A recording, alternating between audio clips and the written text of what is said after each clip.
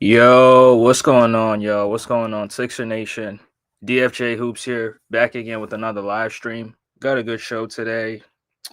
Um, we're gonna talk everything Sixers, but most importantly, we got to talk about Paul George and his knee procedure that he just underwent yesterday. So we got to talk about it and everything Sixers related. We'll definitely talk about it because I haven't been live in a few days, so we definitely got to talk about it.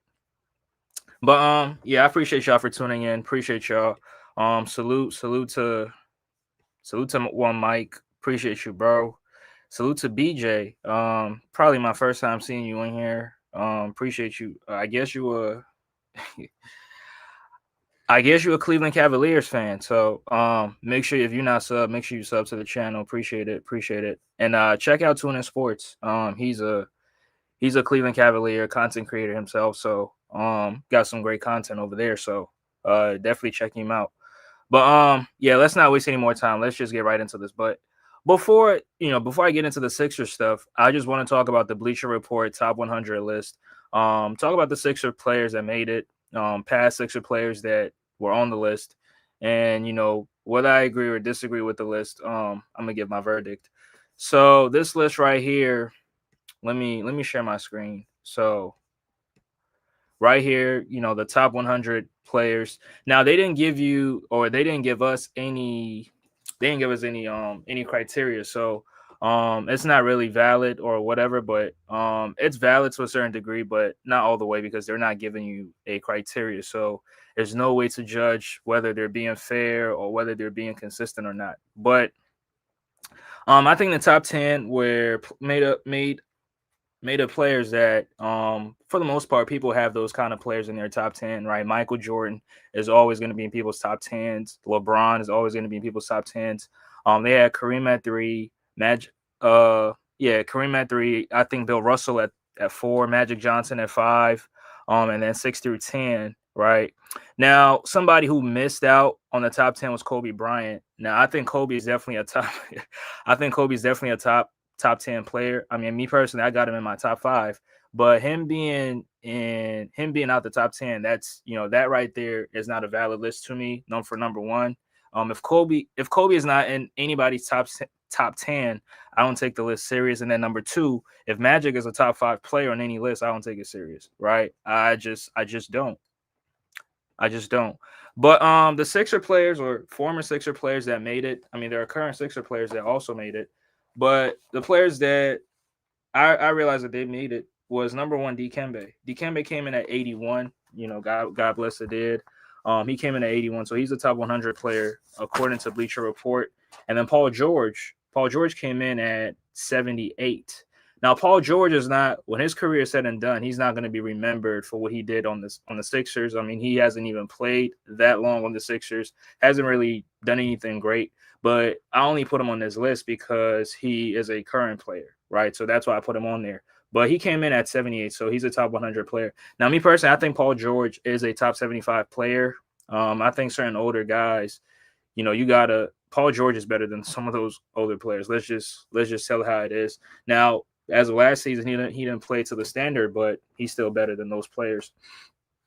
And then at 73, Hal Grayer was listed at 73, so he's a top 75 player. I mean, Hal Grayer he's a Sixer legend.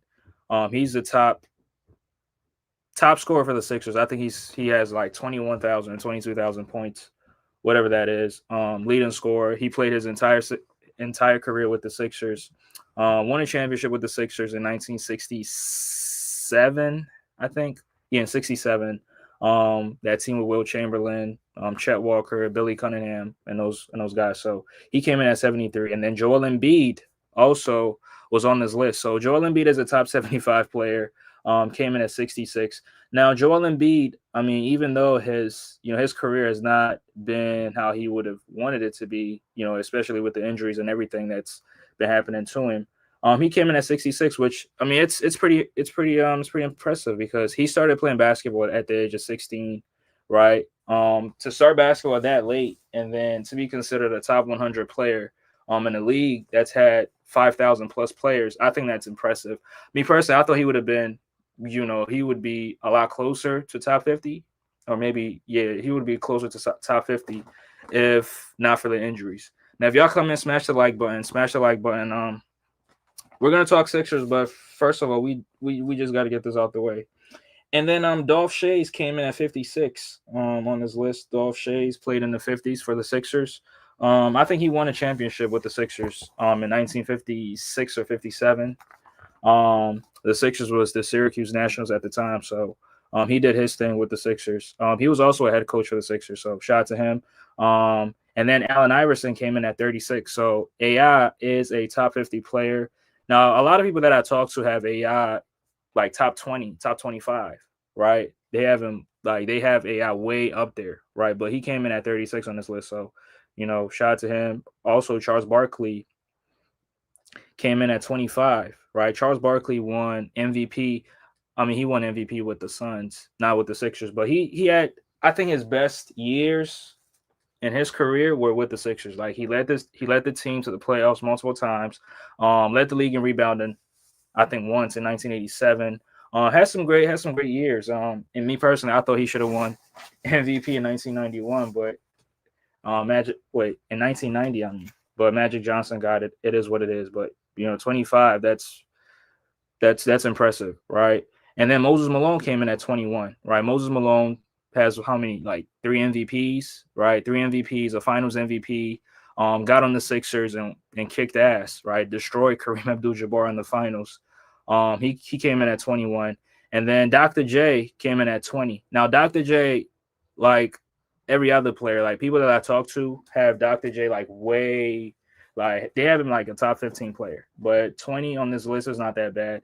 But Wilt Chamberlain was the highest Sixer player, and he comes in at 9. Right now, me personally, I think he should be way higher. I don't think you average 30 points and 20 rebounds and you're not even a top 5 player. That doesn't even make any sense to me. Now, I know it was a different era, different brand of basketball, but it still doesn't matter what you did. You can't punish him for the era that he played in. He couldn't control that, right? So he did what he did in his time, and to me, I think that was dominant, right? So at 9, especially to have Magic Johnson over Wilt Chamberlain, I think is crazy, right? There's gonna be, it is crazy to me. But Wilt Chamberlain, I think he's a top 5 player. Me personally, my top 5, when I rank players, like my criteria is statistical dominance. Like that's the main thing, and then I have other things, like championships, accomplishments, things like that. But the stats, I value stats very, very highly, so that's why my top 5 players. The top 5 are players that have 30,000 points. Now, obviously, Dirk Nowitzki is not in my top 5, but most of my top 5, they have 30,000 points or more because I focus on, your production more than anything else. But yeah, I think Kobe at 11 is nasty, right? Kobe is definitely a top. Kobe is definitely a top 10 player because he did a lot in his career, did a lot of, has a couple records that might not be broken, right? Has 5 championships, 2 MVPs, I mean finals MVPs, and then 1 regular season MVP. But yeah, I think Kobe should definitely be a top 10 player. And the criteria that they might be going by is probably, maybe the MVPs, because Kobe doesn't really have a lot of MVPs, has only 1. But I think, from a production standpoint, from an impact standpoint, and him playing as long as he did, him being as good for as long as he was, right? And also, the change of faces within his career. Like he came in as a bench player, then as a 6-man, as a second option, and then as a first option. Like he did his job, and he did a lot, right? He did a lot and should definitely be a top 10 player. But that's just my issue with the list. Number 1, MJ at number 1. I don't have any issues with it. LeBron at number 2. It's also okay. I mean, I think LeBron fans are definitely going to disagree, but yeah, I think it's fine. But I mean, there's some Kobe fans saying that they're trying to take a shot at Kobe's legacy. I don't think that's the case. Kobe just probably did not, maybe fit the criteria or whatever. LeBron is not top 5. Oh man, Bruce, that's funny. Bruce, that is funny. Your list is trash. Hoop Live, I didn't even give you my list. How you know my list is trash and I didn't even give you my list? That's crazy. But yeah, appreciate y'all for tuning in though. Appreciate y'all. Appreciate y'all. Tune in sports. Appreciate you. Bruce. Salute. Salute. Salute. Yeah, LeBron is definitely top. If you score 40,000 points, that alone should put you in the top five, right? That alone should put you in the top five. But yeah, I just wanted to get that out the way. Just briefly, touch on it a little bit. And also appreciate the players that, the older players that have played for the Sixers, right? The Sixers have had some of the greatest players throughout NBA history play for them, and I think Sixer fans should not take that for granted. Now, the newer generation, newer fans, these kids, might not know some of these players. I mean, they might not even know who the top scorer for the Sixers is, right? Hal Greer. They probably don't know who he is, but him getting his recognition, that's cool. Dolph Shays getting his recognition, that's cool. Dikembe, Moses Malone, all those guys, that's fine. But I mean, that's cool. But I think the younger generation should appreciate some of these players, right? And AI definitely gets hit for the most part. Is a guy overrated? I think yeah, for the most part, I don't really have any problems with this list other than Kobe being out the top 10 and then Magic Johnson being a top 5 player. I don't think Magic is a top 5 player. And the reason is because if you're not an elite scorer, I don't think you deserve to be a top 5. And that's just my. But Hoop Live keep asking me for the link, so I'm gonna give you the link. I mean, it's gonna be quick, but yeah,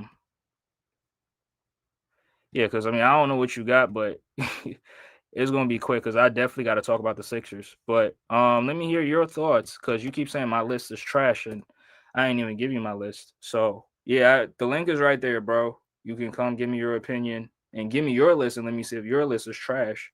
But yeah, so switching gears, I want to talk about the Sixers, but I'm gonna give you a few minutes. Hoop Live mixtape. I don't even know who you is, but wait, you got a wrench. So I think you've probably been on the show before, but yeah, let me see what this is, shit, bro. What's up, nigga? Oh, T. Yeah, Bro, that's me talking, nigga. I'm on your why you neck. saying my list trash? I ain't Oh, even yeah. give you my list, bro. Huh? Why you saying my list is trash? I didn't even give you my list. I changed my name, bro. I just wanted to make it look more professional. Oh yeah, that's fine. That's fine. That's what's up.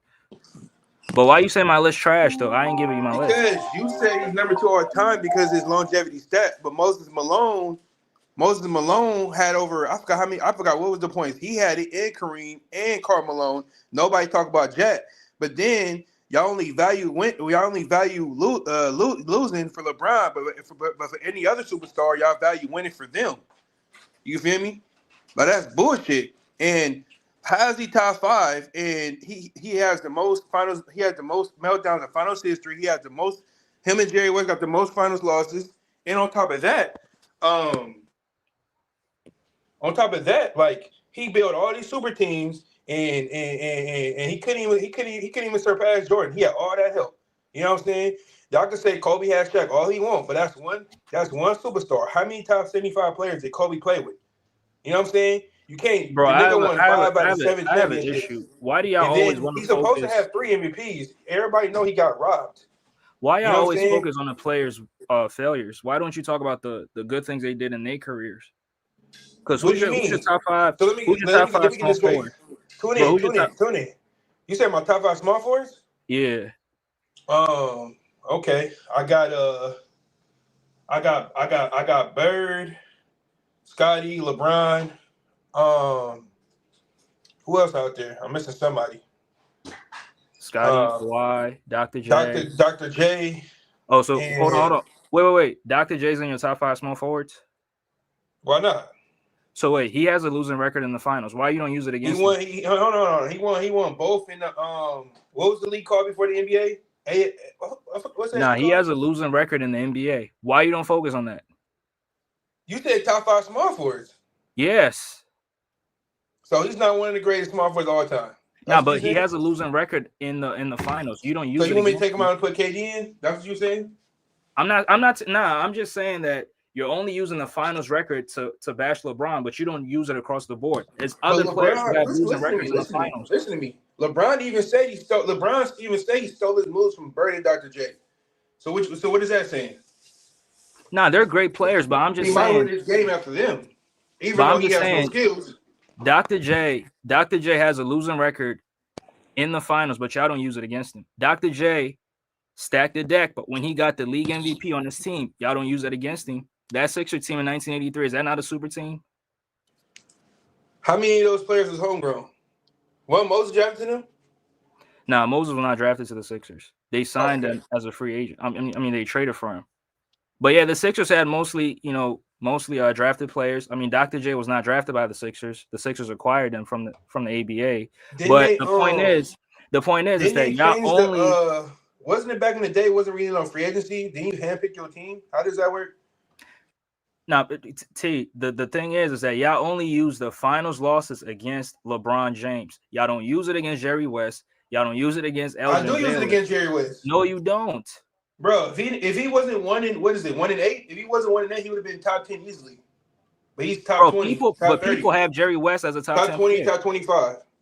But But people skill have him as wise, a top 10 he's player. a top 10 player. Skill wise, he's a top 10 all time player. But his losing record, that's why him and Karl Malone, I don't have a problem with Karl Malone being 15-20 because he has a losing record. But his skill wise, he's a top 10 all time player. That's a fact. But T Sweet, the thing is that you can't use a player. You can't bring up a player's failures and use it against them. Use what they did great in their careers and use That's that why to his judge weak them. ass is in my top 10. So LeBron's not even in your top 5. No, hell no. Wait, who's in your top 5? Bill Russell, Kobe, Jordan, Kareem, Duncan. Wait, say it again. Is that in order? No, it's not in order. No, I want the list in order. Jordan, Mm-hmm. Kareem, Duncan, Bill, and did I say Kobe or Duncan? I think I fucked it up. And what's your criteria? And then my favorite six could be is Bird and Magic, and then Bird and Magic, then Shaq on there, then LeBron, then I don't know who else after that. You could throw Curry on there. You know what I'm saying? You could throw Zeke on there. Huh? What's your criteria? What's my criteria? It goes winning. Who's more impactful? It goes winning, then stats, and then accomplishment. I don't see. Thing with y'all is y'all only look at the accomplishment first. Then like for LeBron, see it's like y'all be like, oh, Wilt can't be top 10 because he has a losing record in the finals. But then LeBron, he could be number 1, number 2 because his longevity stats and his 4 MVPs. That's bullshit. But see, who said Wilt Chamberlain can't and LeBron has no skills at all. And he has the most trades in NBA history. It's on Google. Look it up. T. If you value winning, why isn't Bill Russell your GOAT? I mean, you a Celtics fan. Why is Bill Russell? He is my GOAT. No, you said Michael Jordan. Huh? You said MJ was your GOAT. You say he's my GOAT? Yeah, you had MJ number 1. No. I said MJ or Kareem. It wasn't in order. Nah, actual in order, and you said MJ. Oh, I didn't hear the GOAT part. You said what was the? No, I just do names out there. See. The GOAT are Kareem, and Jordan, and you can throw Duncan in there too. Yep. So who's number 1? I want number 1. Ain't no number 1. What you mean ain't no number 1? It's interchangeable. T Sweezy, come on, bro. I'm telling you, if LeBron had the teammates Duncan had, bro. I'm telling you, he's not doing that. He's supposed to have 6, but do you know how the NBA is? That shit rigged. They don't want that. See, that's what I'm saying. See, they only setting up for LeBron to get 6, 7, 8 championships. You know what I'm saying? See, Kobe could have been had 6. See, if they didn't veto that CB3, let me get this straight. So they vetoed the CB3 trade, right? CB3 didn't want to go to the damn Clippers, right? But then they let LeBron get anybody he wants. What type of shit is that? And Kobe haven't had an elite co-star next to him since Shaq. Kobe, all he asked for was CP3. That's it. He don't give a fuck who's on his roster. This nigga LeBron got AD, Russ, J.R. Smith, Kyle Korver, hella good role players. Like I'm not saying they're superstars, but come on, bro. You know LeBron has some of the best knockdown shooters. He has some of the best elite defenders next to him. All that shit. All time great role players. You know what I'm saying? But when Kobe asked for a CP3, they said no. That's bullshit. But this nigga Adam Silver let LeBron do what the fuck he want to do. And guess what? LeBron not even a true Laker. He handicapped the Lakers. Thanks to his bitch ass, the Lakers couldn't make no move because he opted in. He literally said, "Oh, I want to leave because you guys not making any moves." But then, like, how we gonna make moves if you damn near got us on the third apron? You know what I'm saying? But the Lakers, they did more for LeBron than they did for Kobe. All for a stupid ass bubble chip. Shit's sad. What does the NBA become, bro? Man, come on, bro.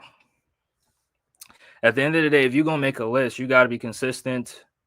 If winning is your criteria, that's fine. But Bill Russell should be your GOAT then. But me personally, when I do rankings, when I rank players, I don't focus on what they did worse. I don't focus on their failures. Like I said, Dr. J is 1-3 in the NBA Finals. I don't use that against him. I use what he did great to rank him. Like, what did he do? He won MVP. He led the Sixers to a championship. He was great in his own right.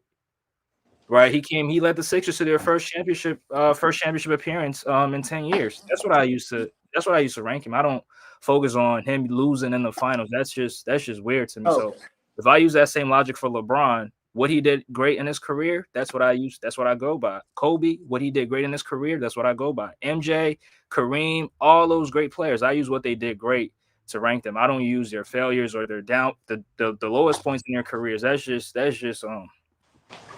it's just low level to me, in my opinion. But to you got anything else you want to get off, bro? What do you got, Dr. J as? Dr. J's in my top 20. Top 20, that's not bad. Yeah. But again, if I was gonna use the 1-3, I probably would have got him out the top 20 and got him probably lower than that. But I don't do that. You said if you using what?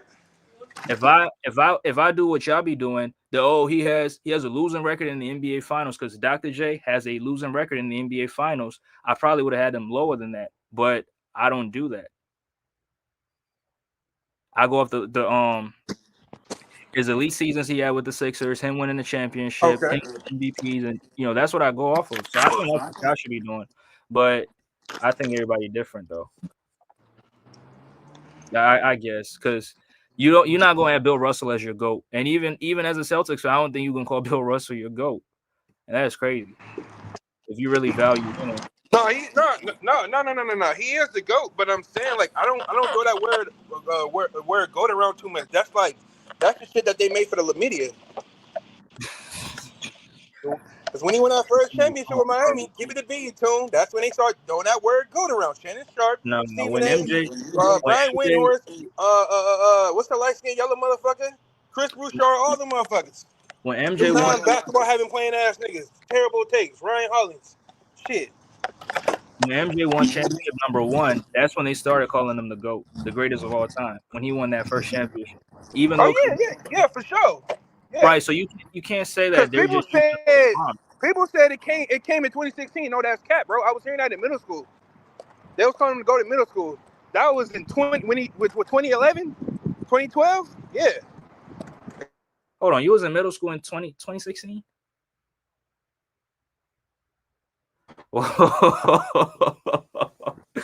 Hey, TC. No, I don't take away from what LeBron done. Like they overrate his career. You know what I'm saying? Because I hate how he gets full. INT. He never got 5 to 9 minutes. You know what I'm saying? And he went out there all by himself. If he didn't, you know what I'm saying? Don't get me wrong, LeBron is a hell of a GM. I give him that. Hey T, you sound a little too low. So I'm gonna get you out and then come back in because you sound a little too low. But yeah, I didn't even want to make this a whole conversation because I just wanted to touch on it a little bit and then talk about the Sixers. Paul George, Joel Embiid, and the whole Sixers. But yeah, T Sweezy came in a little bit disingenuous, but I guess it is what it is, man. It is what it is. But I mean, yeah, like I said, I think LeBron James definitely top 10. Bruce said LeBron is not top 5. I mean, I disagree, but it is what it is, though. Salute to old man in the building, bro. Appreciate you. He says, "Cabman T Sweezy coming at you." Nah, because his criteria. I mean, he doesn't really have a number one because he doesn't like to throw around the word GOAT. So he, like I said, being a little bit disingenuous, but it is what it is. But switching gears, let's talk about the Sixers and what's going on with Paul George, Joel Embiid, and these other guys, right? So I'm gonna start with Paul George. Now, Paul George, like I said, last night we got the news that he successfully underwent an arthroscopic knee procedure, right? An arthroscopic knee procedure. Let me see if I can get the let me see if I can get the report on the screen right here. Give me 1 second, y'all. So yeah, stop. This report is from NBC Sports Philly, right here. So 1 second, guys, and smash that like button as y'all come in. Good.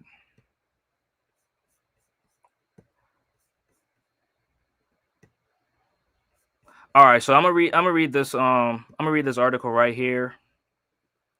It says the 2024-2025 Sixers injury woes have bled into the offseason. The team announced that Paul George underwent a successful arthroscopic procedure on his left knee Monday to treat an injury sustained during a recent workout. George's procedure was performed by Dr. Jonathan L. Glashow, who also did Joel Embiid's arthroscopic left knee surgery in April. George will now begin a rehabilitation program, and his progress will be monitored regularly. The Sixers said in their statement he will be reevaluated prior to the start of training camp. The 9-time All-Star forward dealt with injuries throughout the first season as a Sixer and wound up playing 41 games. He averaged 16.2 points, 5.3 rebounds, and 4.3 assists.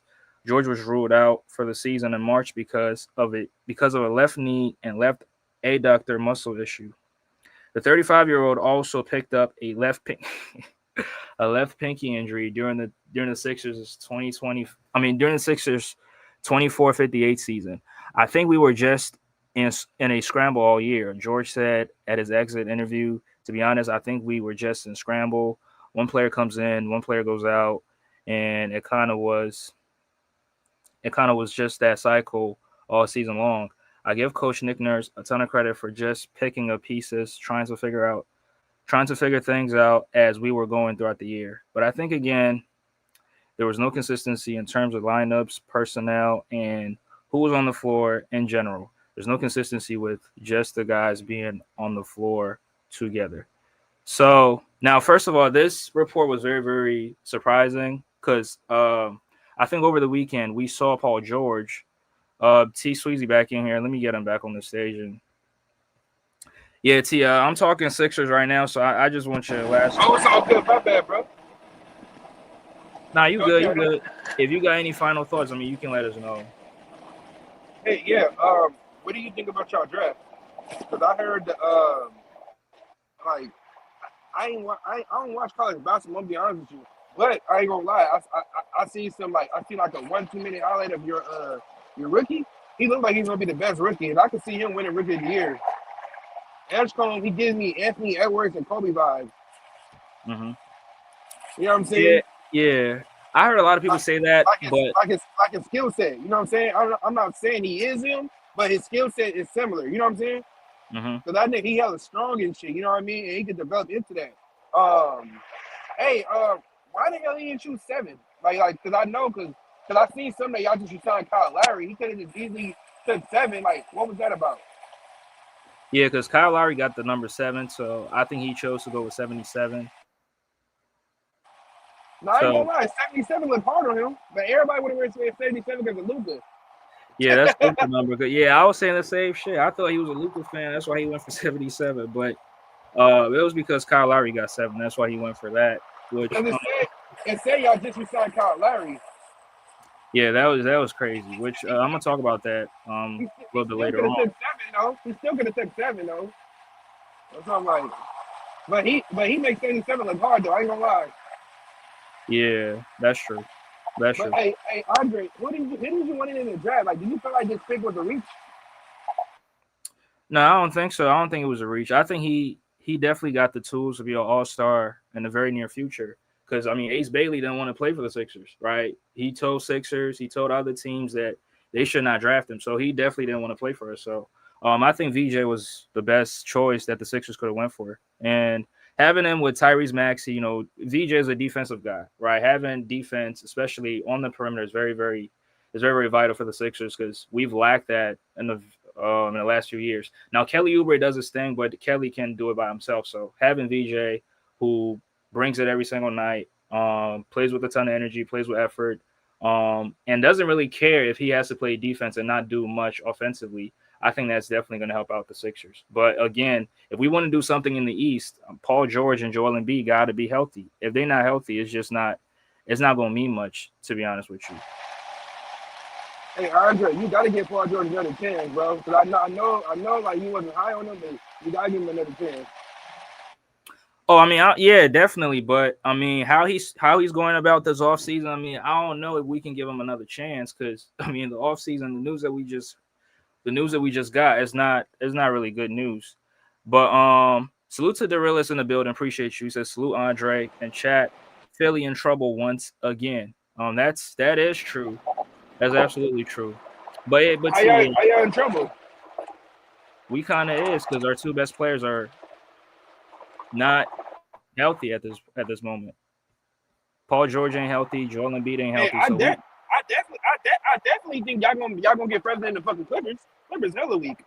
They a regular season team. I've been telling DJ that, bro. I say Kawhi is not Kawhi. Y'all keep thinking this dude is peak Kawhi.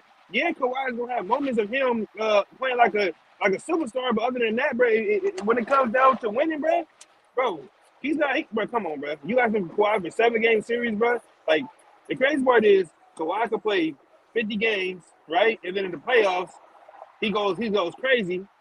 Then he gets hurt in the middle of the series. Like what the fuck? but yeah, nah, like, but nah, keep it a bean though. I told BJ, I said y'all not winning shit. You don't know why? Because y'all got 2 choke artists. Y'all can't blame Russell Westbrook. It wasn't his fault because he destroyed y'all. Michael Porter, Aaron Gordon had a bad back and destroyed y'all. Y'all literally had nobody down there that could bang with Aaron Gordon or fucking not even Russell Westbrook was out rebounding y'all whole team. Y'all said he was the problem. You know what I'm saying? Y'all kept blaming it on James Harden. Really? Like, okay, cool. Kawhi had a 139-point game. Then he had a 25-point game. He had 20-point game in game 7. But who was he stopping though? So I told BJ, I said, BJ, you can show all these stats though, but who was he stopping? He didn't stop nobody. So what mattered? He didn't mm, close the damn deal. And the only one who was consistent to me on their team was Zubac. Because I know he had a bad game. I forgot what series it was. I mean, what game? But Zubac was the only one that was consistent. Because look, he had to guard the best player, and he had to rebound. He had to rim protect, bro. He held Jokic to his worst percentages, bro. Kawhi wasn't doing that. Nick Batum wasn't doing that. Like, come on now, y'all keep saying, bro. There's a reason why Tyronn Lue had Kawhi play the floor because he can't defend how he used to. He can't move laterally like how he used to. He got slower. He had how you say that shit? Degenerate knees. Like, mm-hmm. come on now. Yeah, but see, I still think the Clippers are better than the Sixers though, because at least they get to the playoffs. The Sixers could not get to the playoffs. Now, yeah, we had injuries, but you still got to give it to the Clippers. Yeah, I don't know how y'all was shot last year. Yeah, That's that crazy. that, that was sad. But look though, Andre. Realistically, bro, y'all next 2 years, y'all could easily win the championship. I'm telling you, Andre. Because look, Boston, Indiana is out the mix. It opened up the door for y'all. Oklahoma City Thunder, they were struggling with a 5th seed. You know what I'm saying? And Oklahoma City Thunder, bro, they wasn't as dominant in the playoffs like how Boston was. You know what I'm saying? Because Boston was dominant in the finals and in the playoffs. You know what I'm saying? Because the Nuggets could have easily beat them. You know what I'm saying? The Mhm. Timberwolves, I don't know what happened in them niggas, man. The Timberwolves got ran off the floor. But the they match the Nuggets. The Nuggets match up well against them, even though the Nuggets is not what they used to be, and the Pacers match up well against them. You know what I'm saying? And y'all can easily beat their ass. You know what I'm saying? Well, not Yeah, right now. Not right. not Not right right now, now. right? Yeah. Not right now. Cause, But cause y'all not cause if the Indiana Pacers could go toe to toe with them with 8-9 defenses having ass, but you know what's so crazy? Indiana offense is so lethal that they don't even have to play defense. They offense is their defense. You know what I'm saying? And then they went into the finals to start playing defense, which is crazy. They right, was getting hella steals and traded, and they was getting blocks. I'm like, what? You know what I'm saying? Like, this nigga was struggling with fucking Naismith and fucking what's the other guy they had? Was it Ben Shepherd or I forgot who else they had Andrew on Nemhart. Nemhard. Like, this shit is crazy though. I ain't gonna lie, I like Nemhard. Nemhard a dog. But I ain't gonna lie, like if the Pacers was healthy, if they was able to retain Miles Turner and Hallie wasn't hurt, like I like their chances of them Eastern Conference Finals or Finals. That would have been a ceiling to me for them. But then since they out, like nah, you know what I'm saying? Because you lost your first and third best player. You know what I mean? Right. But Boston, my team's out of the mix, unfortunately. So I'm only watching my team getting their ass whooped, like what you did, Andre. You know what I'm saying? But it's all right though. It's all right though. You know what I'm saying? Because at the end of the day, I might not come out empty-handed because I want a top 5 pick. Joe Mazzulla is going to be battle tested, and he will be fired if the Boston Celtics don't make the playoffs. I'm the first one to say it. I don't want to hear nothing because Rick Carlisle, his team was injured, and he gave Boston problems the year before. You know what I'm saying? You can't one player is not the what's that called? Who? No, I'm just saying because I don't want people to make an excuse talking about, oh yeah, Jason Tatum, that's why he didn't make the playoffs. That's why he got his ass whooped. This and that. Nah, bro. Fuck all that. Because the Mavericks, when they beat the Miami Heat, they didn't have his second best player, and they won it all. They took down the big three. He didn't have his second best player, Caron Butler. Like, I don't want to hear shit. Yeah, that's true. But see, you got any final words? Because I wanna carry on with this PG. Oh, my bad. My bad. My bad. Like I was saying, what's your prediction of your starting lineup? Say it again. Who you predict that's going to be your starting 5, bro? In the starting five. T, I'm gonna be honest with you, bro. As of right now, I don't know because you got Joel Embiid who hasn't even gotten on the court after he had a arthroscopic procedure, and then Paul George also just went through a arthroscopic procedure. So I don't even know. Is Paul George going to be ready for training camp? Is he going to be ready first game of the season? Is Joel Embiid going to be ready first game of the season? I don't know. So, but if those guys are healthy, I mean, definitely George, Embiid, Maxey. Hopefully they re-sign Quentin Grimes because I'm really hoping they bring him back. And then you He's got a free agent?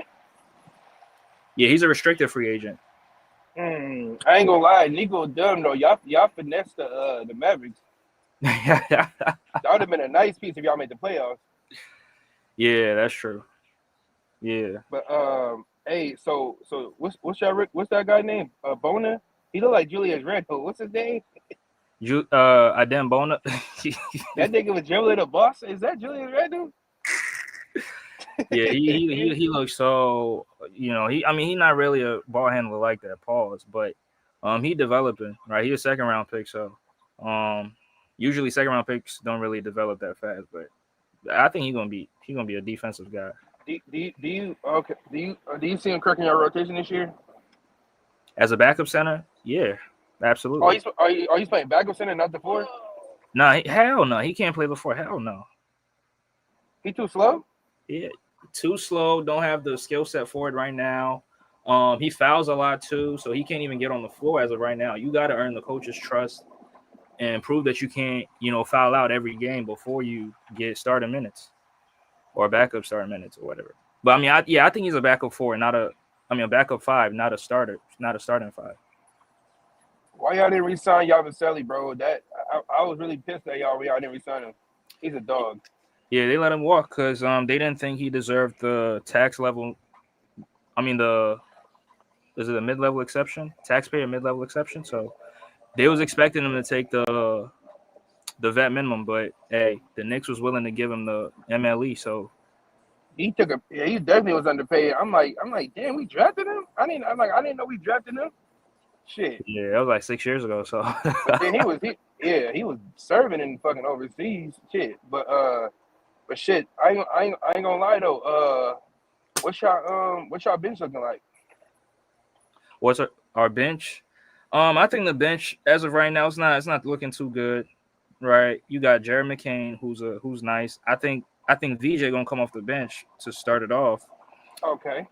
Yeah, and then you got So we just you got signed him our coming off the trending. bench. You got him coming off the bench if Quentin Grimes come back or what?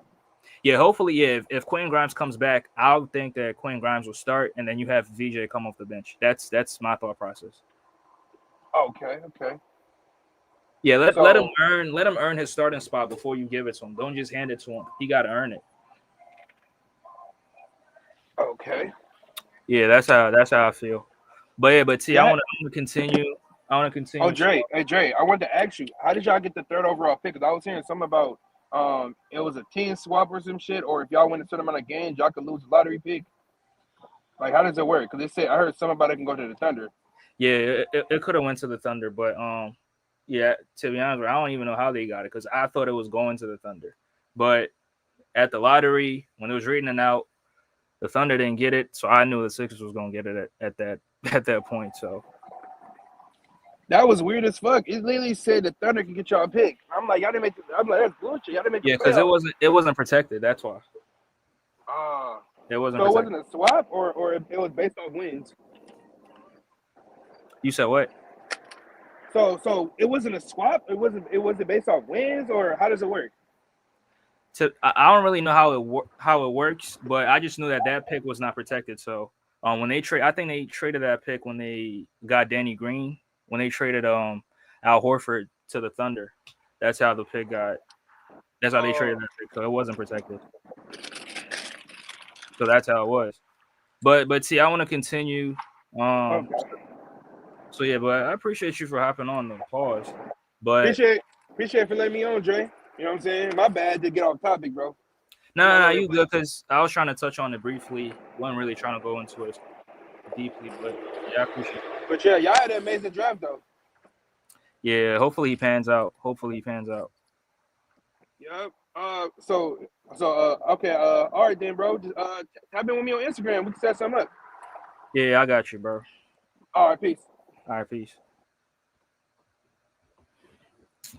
Yeah, so T Sweezy right there, Celtics content creator. Y'all can go follow him. Yeah, but let me continue. So, yeah, I read the article, and yeah, great conversation though. By the way, great conversation. I just think that he got to be a little bit, consistent. But yeah, I've been going through these comments. I ain't even reading them. Salute to old man in the building. Salute to Bookbag too. He says Maxi just needs to catch and shoot off the pass from Watford, McCain, and Paul George.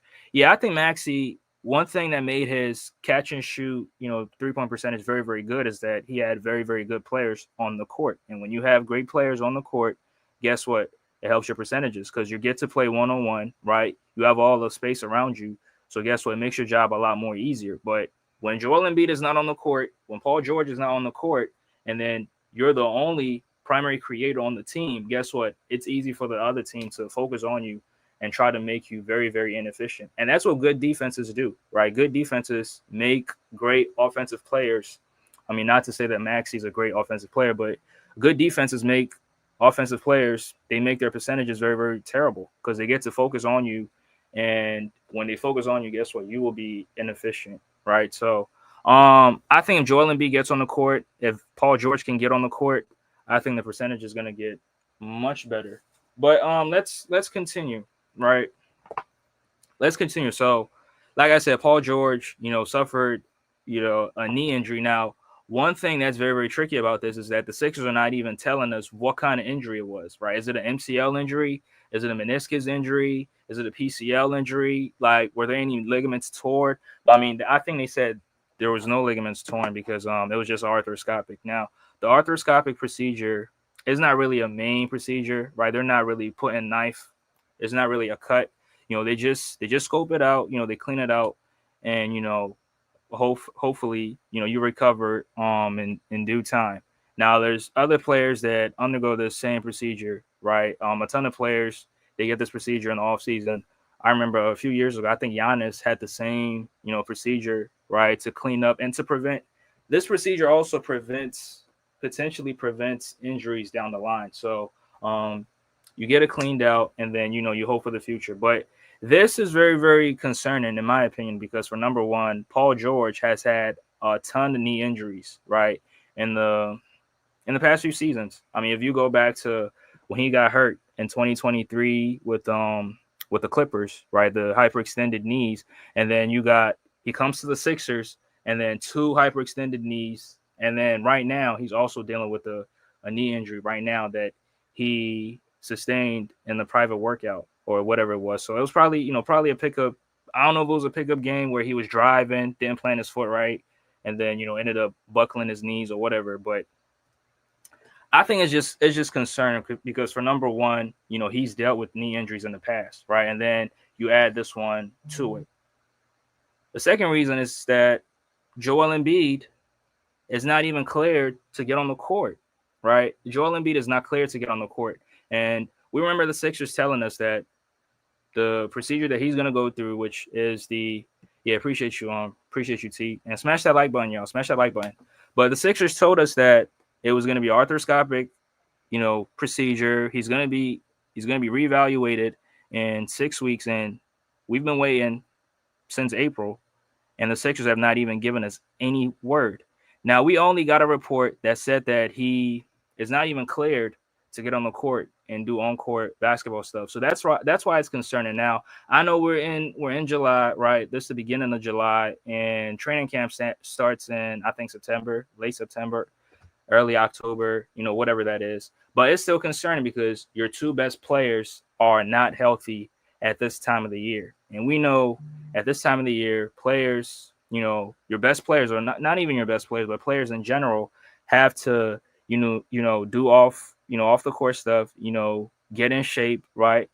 And if you're dealing with knee injuries, it's going to be very, very difficult for you to do anything, endurance wise, to kind of get your body in shape, right? So with Paul George dealing with this knee injury, I mean, who knows how severe this knee injury is, right? He might be able to, get on the court, or not even play basketball, but he might be able to, do something to get his endurance up. I was about to say insurance.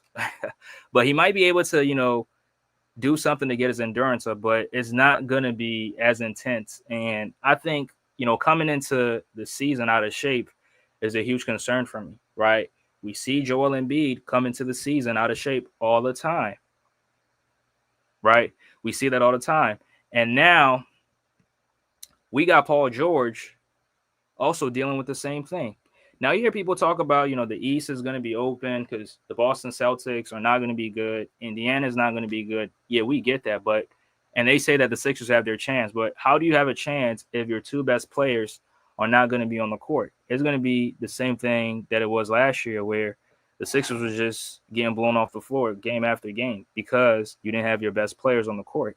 So that's why it's very, very concerning. But then again, it's only in July, so he has time to recover. He has time to, recover, do stuff that he has to do to get himself healthy, get himself in shape, or whatever the case is. But is he going to get cleared by the Sixers early for training camp? Now, that's something that we don't know because for number one, the Sixers are not willing to give the fan base all the information they need, right? Now, there's some people speculating that this injury might be a little bit serious than the Sixers are telling us, right?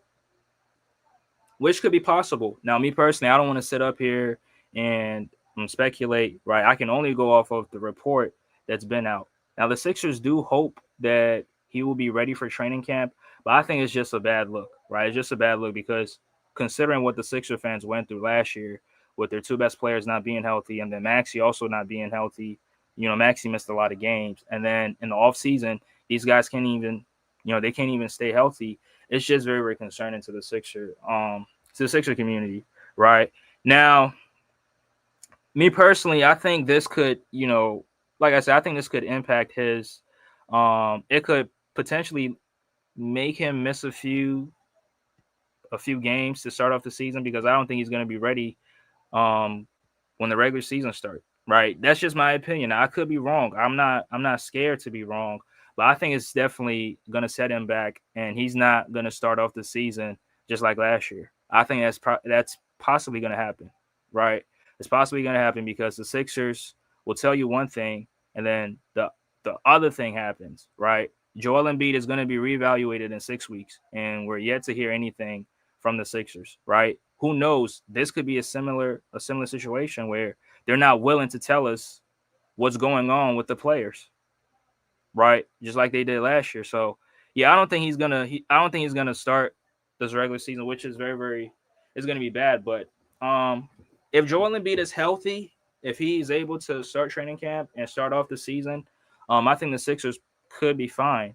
But if you got Paul George and Joel Embiid both dealing with injuries to start off the season, it's not going to look too good for the Sixers, and it's just going to be deja vu from the season before, right? Because your two best players are not on the court, and guess what happens when your two best players are not on the court? You lose a lot of games. So yeah, that's I think at this point the Sixers don't have any room for errors, especially with them really thinking that they could win with Paul George and Joel Embiid on the basketball court. But if these guys are not playing, your chances are very, very low, right? Your chances are very, very low, and it makes it very, very difficult for you to even put yourself in that position, right? Makes it very, very difficult. Now, I think I think the Sixers, as a team, having players dealing with injuries, we saw that the whole of last year, and then this offseason we're seeing that. But I'm just glad that players like Jared McCain is getting healthy, right? I'm happy that he's getting healthy. I've seen him on the court, doing a few work, getting some job done.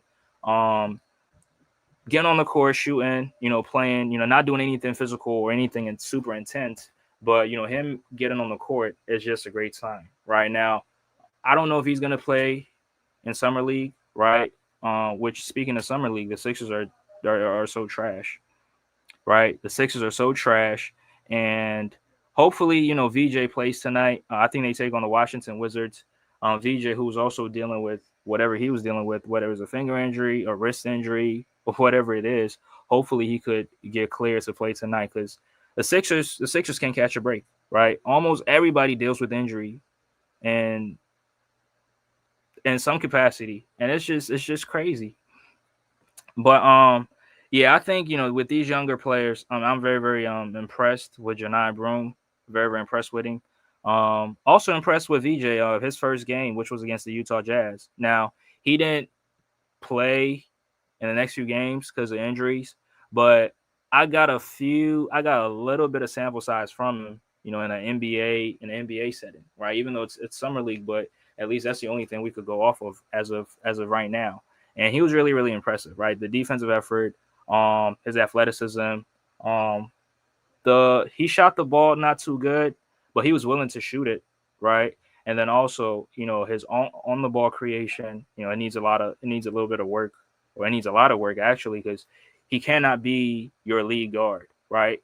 He can't be your lead guard at this point. So the only position that he could play is a two guard, right? The two guard, and have him in a jot. I mean, have him in a role where he's primarily, playing defense. I mean, he could break the ball up the court, but you can't expect him to create offense consistently because that part of his game is not yet developed. So yeah, it's up to the Sixers to, develop him, and also it's up to him to also be willing to put in the work and get better as the years go on. Now, I know it's not going to happen overnight. It's going to take some time for him to, develop that aspect of his game. But I definitely think he can, work on that part and become a much better player. But what I saw in his first game, that was very, very impressive, right? The rebounding was also there, right? He's 6'5", large wingspan, so he could definitely get in there. And like I said, I think he's going to be one of the best rebounding guards in the league. So that part of his game, I'm not really too concerned, right? Because I know he definitely gives the effort on that side of the ball. So, But I mean, you can't expect him to play defense on the perimeter and also expect him to grab rebounds. That's impossible, right? So you give up something to gain something. So if he's rebounding, if he can get, you know, if he can box out and get boards, that's fine. But I think he should be more on the perimeter and use him as a lockdown defender. I think that's where you can get the best out of VJ Edgecombe. So very, very impressed with him. And then also you got, Janai Broom, who has also been impressive, shooting the three ball very, very well. But I think he needs a lot of developing, right? I think he needs a lot of developing, and he would have to prove himself on the G League team, right? I think he doesn't have a guaranteed contract as of right now. So he's going to have to go to the G League and prove himself, the same way that Adem Bono was doing. I don't think Adem has a standard contract yet, but just like Justin Edwards did right before he got a standard contract, and also Paul Reed, right? Paul Reed, Sixers, G League legend, right? MVP, all that. He had to prove himself. He was he a 58th, 57th pick? So he had to go prove himself. So the same thing for Janai Broom. You're gonna have to go prove yourself in order to earn, playing minutes with the Sixer team. So yeah. But moving forward, I think if the Sixers are healthy, right? If they're healthy, I think the starting lineup is going to be, Maxey, and hopefully Quentin Grimes, re-signs with the team, right? Hopefully Maxey, Grimes, PG, and somebody was saying Trent Watford, which that could be that's fine, but I don't see Nick Nurse starting Trent Watford. I think he's going to have to earn it, right? He's definitely going to have to earn it, because we saw that Nick Nurse doesn't give people any spots. You got to earn it. We saw that with Yabu. We saw that with Jared McCain, right? Jared McCain, the 16th pick in last year's draft, and he had to prove himself in order for Nick Nurse to play him. So I don't think Trent Watford is going to start for us. But I mean, even though you definitely need what he brings to the table, like the athleticism, his play, his ability in transition, right? His ability to rebound. You need a player of his caliber on the court. So if he can prove that he's a starting four, then why not? Nick Nurse is definitely going to start him. But it's just going to be something different, right? Because we can expect to see what he was doing in Brooklyn on the Sixer team. So he might be in a different role. Who knows? But from what I know and what I've seen from Nick Nurse, Trent Watford is going to have to earn that spot. So is he good enough to earn it? I don't know. Right? It's yet to be seen. Right? It's yet to be seen. So that's that. But I just think the Sixers can, I just hope they can stay healthy. Right? I just hope that Paul George and Embiid could stay healthy and also be ready for training camp, because it's just at this point the Sixer fans are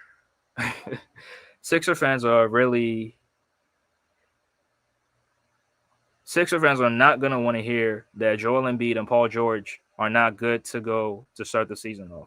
Right? I think come training camp, they should be ready to go, or else it's not going to look good for the Sixers. It's not going to look good for them. He says Nick Nurse is JB in disguise. Is he? Nick Nurse got a championship. Does JB have a championship? I don't think so.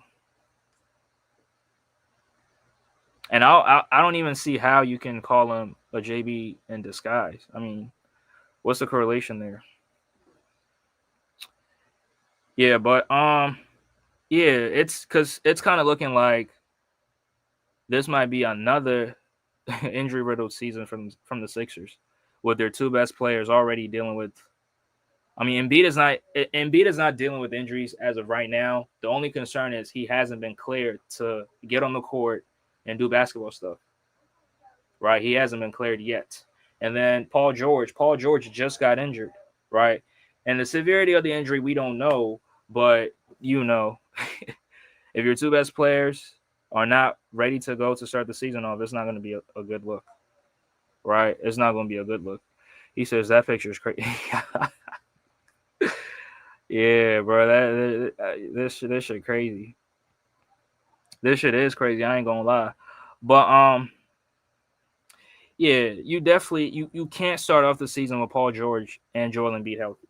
I mean, not healthy, because these two guys are taking like 1/3 of the salary cap, right? Paul George is going to make what, 54 million, and Embiid is going to make right around the same thing, or maybe a little bit more, right? So if they can't go, you're just you're just not going to be in a good spot because you're paying them a lot of money, so they have to play, they have to be healthy.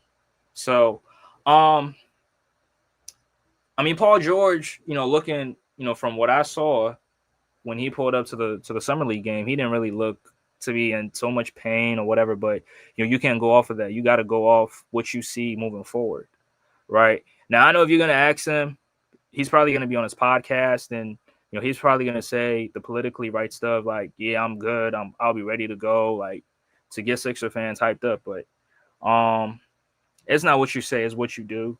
And I just want to see him healthy, right? He got to be healthy. He got to start off the season. It can't be a repeat of what happened last season.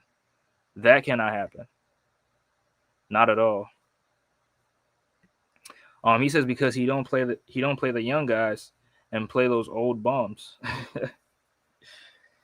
But I mean, Jared McCain proved that he deserves to play, and once he got hurt, that's when Kyle Lowry was playing. Is Paul George better than Carmelo Anthony? No, he isn't. Paul George is not. But yeah, I think that's probably that'll probably be preference. But yeah, I don't think he's better than Carmelo. No, not at all. But yeah, I mean that's all I got. Addressing this injury thing, which is definitely a concern. Heading into the 2026 season. But I mean we're in July, so let's give it some time and let's see if it gets better. But I think as of right now, what Sixer fans are willing to, what they want to know is what's going on with Joel Embiid, right? What's going on with him? What's his status looking like? Is there any setbacks after the procedure? Like the Sixers gotta be transparent with us, right? They gotta tell us what's going on, right? You gotta let us know what's going on. Can't just keep things away from the Sixer fan base, right? That cannot happen. So yeah, but Maxey, I think Maxey is getting healthier. VJ, getting healthier. Jared McCain is getting healthier, and then those other guys. I seen a video of Kelly Oubre putting in work. That's a good thing. Haven't really seen too much about Andre Drummond, so who knows? The Sixers probably is getting ready to trade him. So if that happens, that's fine. That's cool, right? If that happens, that's cool. But this team got to be healthy in order for them to do anything special. So he says as a two-way player, not overall. Yeah, I mean in the rankings, who was ranked higher? Was Paul George ranked higher than Carmelo, or was Melo ranked higher? I think Melo was, because Paul George came in at 70, 78. So yeah, I think Melo was. Yeah.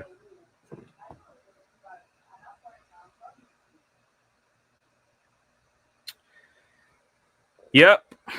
That's about it. So yeah, a brief touch on the top 100 list. Sixers injury concerns, primarily Joel Embiid, Paul George. Yeah, this next season is going to be crazy. But if it's going to continue like this, then you definitely got to get off these two guys, because you can't pay them all this money and afford to not have them play. Right? It makes no sense. Right? Makes no sense whatsoever. But hey, wishing these guys, speedy recovery. I don't know what's going on with Embiid. He's not hurt, like I said, but hopefully we hear something good or something positive, concerning his health, moving forward, because Sixer fans really want to know what's going on with him. So yeah. Yeah, but that's my own thoughts. And the Sixers, signing Kyle Lowry and Eric Gordon. I mean, bad moves in my opinion, right? Two older players, two players that dealt with injuries last year, right? So it's just not looking too good for us, right? You did get some younger pieces, but you were just supposed to sign just one of them and then fill that other roster spot with somebody younger, right? You can't have those two old guys on the team. And the logic behind that was, oh, EG is from the Bahamas. He's going to be a mentor to VJ Edgecombe. Okay. What about Kyle Lowry? Right. So, I mean, they signed for the minimum. So it's not going to hurt your cap. But, I mean, you could have used that spot for somebody else, somebody who could contribute on a higher level. Right. I don't think Kyle Lowry can contribute on a higher level. He's in year 20. He's 37, 38.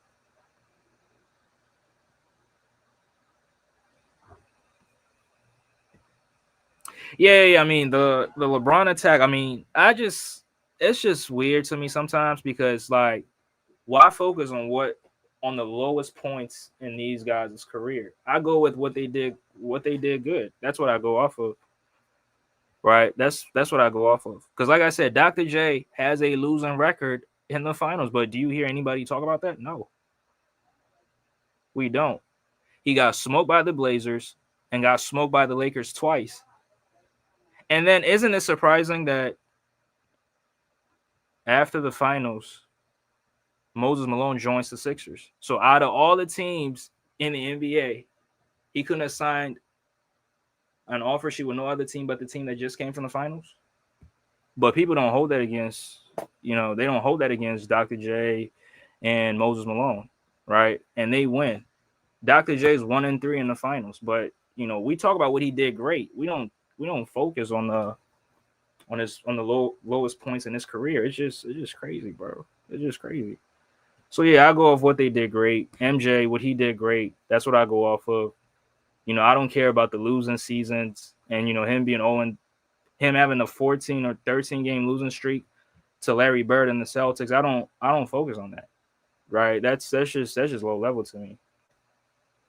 But salute to Mike Sports Vibes, bro. Appreciate you.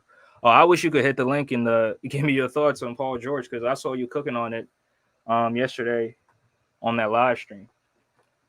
Which it's just sad at this point. And I mean, me personally, I just want these guys to be healthy because if they're not, Daryl Morey, his job could be on the line, right? It could be on the line, but yeah, I mean that's how the community is. I don't know. It's mostly the old heads, bro. It's just I don't know, man. I don't know, bro. It's just like you hate somebody so much that you're willing to focus on the failures. Shit, I hate Chris Paul, but I'm not gonna focus on his failures. Right? I'm not gonna focus on his or the lowest points in his career. Now, I mean, sometimes I do be a little bit disingenuous when it comes to Chris Paul, whatever, but I don't bring up the lowest points in his career. But I don't do that. And they only use it for LeBron. That's the funny part. Because other guys have losing records and they don't focus on that.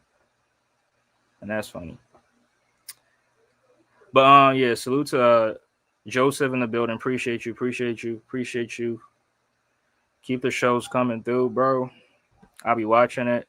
And sometimes I'll be tuning in, but I don't be in the comment section. So sometimes people might think I'm not there, but I am listening. I'm just not typing in the comment section. So and that's to you too, Tune. I'll be in the chat, but I just stay quiet and just listen. I think sometimes you just gotta listen, right? Sometimes you just gotta listen and you don't always gotta type. I might troll or do whatever, but sometimes you just gotta listen. And that's what I do sometimes. But yeah, getting ready to shut this down. Now I think Mike busy, so he might not be able to hit the link. But he was cooking on this. He said I'm done with PG. I wanted to trade PG. Now that's a done deal. I don't know if you can trade him right now because he's injured. I mean, what team is gonna take that contract? Because it's a huge contract and he has a extensive injury history. So I think at this point the Sixers just gotta hope that he can get healthy come training camp or come regular season time. I mean, he has to be. He got to be healthy come training camp, right? Because I think this from now to training camp, whenever that is, that's a lot of time. Probably 8 weeks for recovery. So yeah, it's just sad at this point. But I know it's unfortunate. Like no player wants to get injured. We get it. No player wants to get injured, but it's just sad at this point.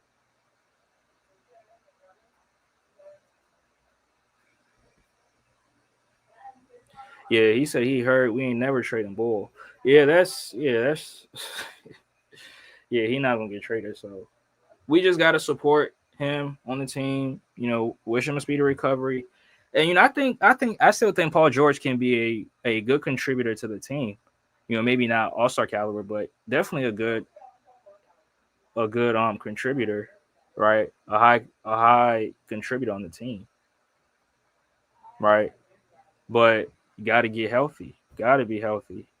But I mean, this could also be a sign that he's breaking down because he's had 3 knee injuries with the team, so probably the age is kicking in, and not everybody's LeBron James, right? Not everybody has that can stay healthy for that long. So maybe LeBron has made it kind of common. LeBron and Kevin Durant made it common that we see players at the age of 35 still playing this late into their careers.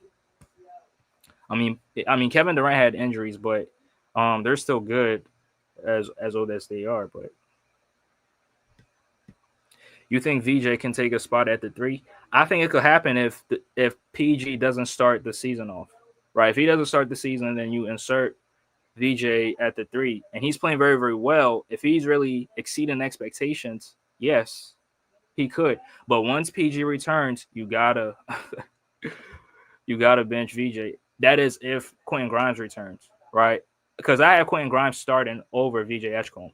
But if PG comes back, yeah, you gotta bench Bull because PG's getting paid all that money, so you gotta play him. But yeah, I can see that, right? I can absolutely see that. So yeah, but yeah, I'm gonna get ready to close this, shut this down.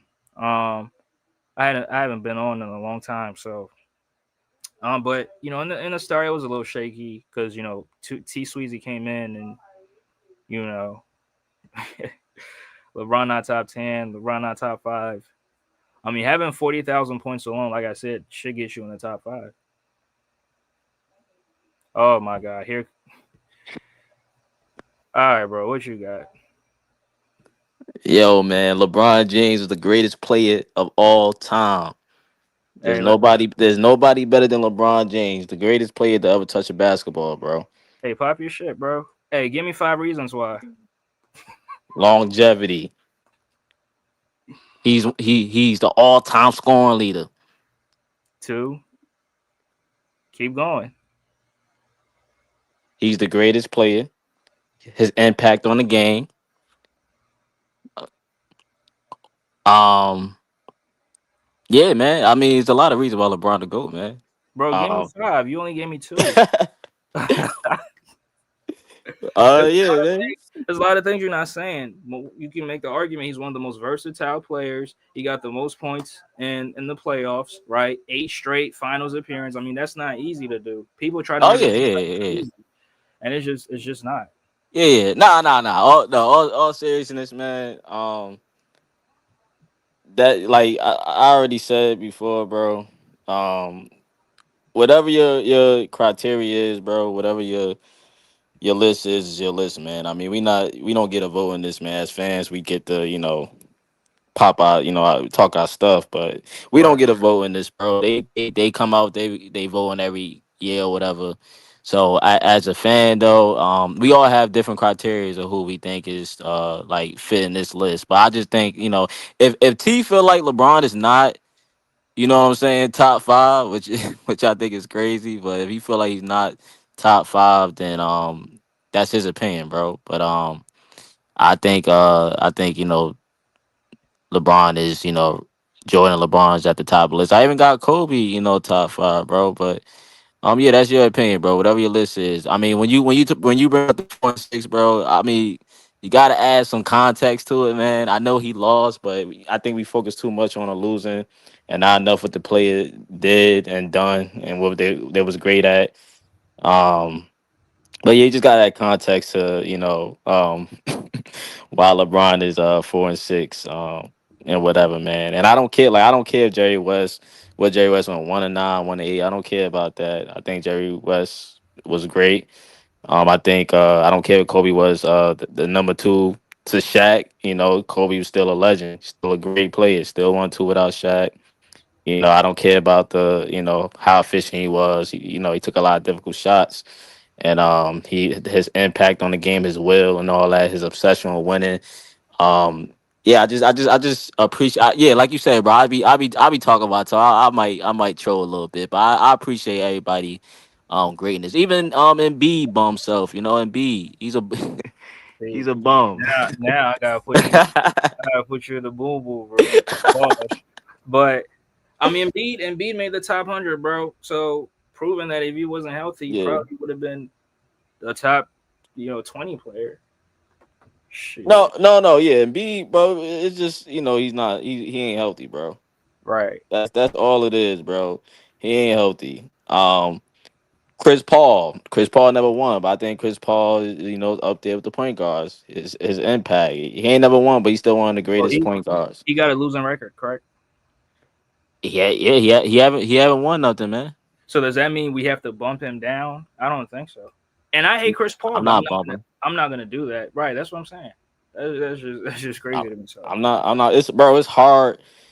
It's hard to win a championship, bro. It's hard to get to the finals and let them know. And like with LeBron, I know LeBron lost, but you want to see the weak East, but he still got there though, bro. It's hard to win.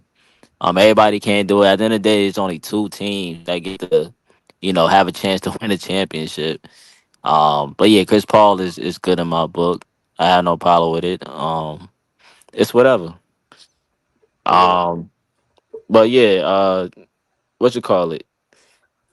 No, I just wanted to come in and say all that, man. And I hope and as far as Philly, bro, it's unfortunate that Paul George is, got hurt again. They just seem like that's the Philly way. It's just a typical Philly thing because I don't. It just y'all always have injuries. I just don't understand it. But um, I'm not gonna make fun of it, but it's unfortunate, man. I was hoping to see y'all make a deep run this year, man. With the guys being healthy. I mean, well, it's a good thing PG is doing this now. Um, and hopefully, you have all the guys healthy playing at the same time. That's all I want to see. yeah, absolutely. But what's crazy is that they said he got injured last week, right?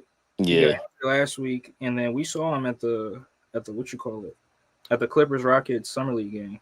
And I mean, I didn't think there was anything wrong with him. Man, he looked perfectly fine in my opinion. But then, you know, knee procedure, and it's just like, whoa, that's yeah, that's just surprising. But I just hope it's not more serious than what they're actually telling us, right? Because they just said knee injury. So like, what kind of knee injury was it? Was it a PCL? Was it an MCL? Was it a meniscus? mm, Like what exactly was it? So, and the Sixers are known for keeping things away from the fans. Like they gonna tell you late in the season when the season has started, when these season ticket holders when they bought their tickets already, then they're gonna tell you, oh, this player's hurt, that player's hurt, and that's crazy, bro. they gotta They sell, gotta bro. get the bread. Yeah, they gotta get Yeah, the that's how it go, bro. They gotta get that money, man. I mean, it's bad, but hey, they gotta do what they gotta do, But dang, man, and would you say Embiid is like how far is Embiid coming along? we don't even know because the Sixers ain't telling us shit. Yeah, They ain't telling us dang. anything. I mean, we just had a report that said he's not even ready to do anything on the court. So that's showing you he gonna need like a month, maybe a month and a half or whatever, 2 weeks, whatever. I don't know, but it's just crazy because they said after the procedure he was gonna get reevaluated in 6 weeks. That was in April. So guess Yeah, what? It's 3 months now, and we're still waiting for the Sixers to tell us something. Yeah, damn. Yeah, That's it's just crazy at this point, bro.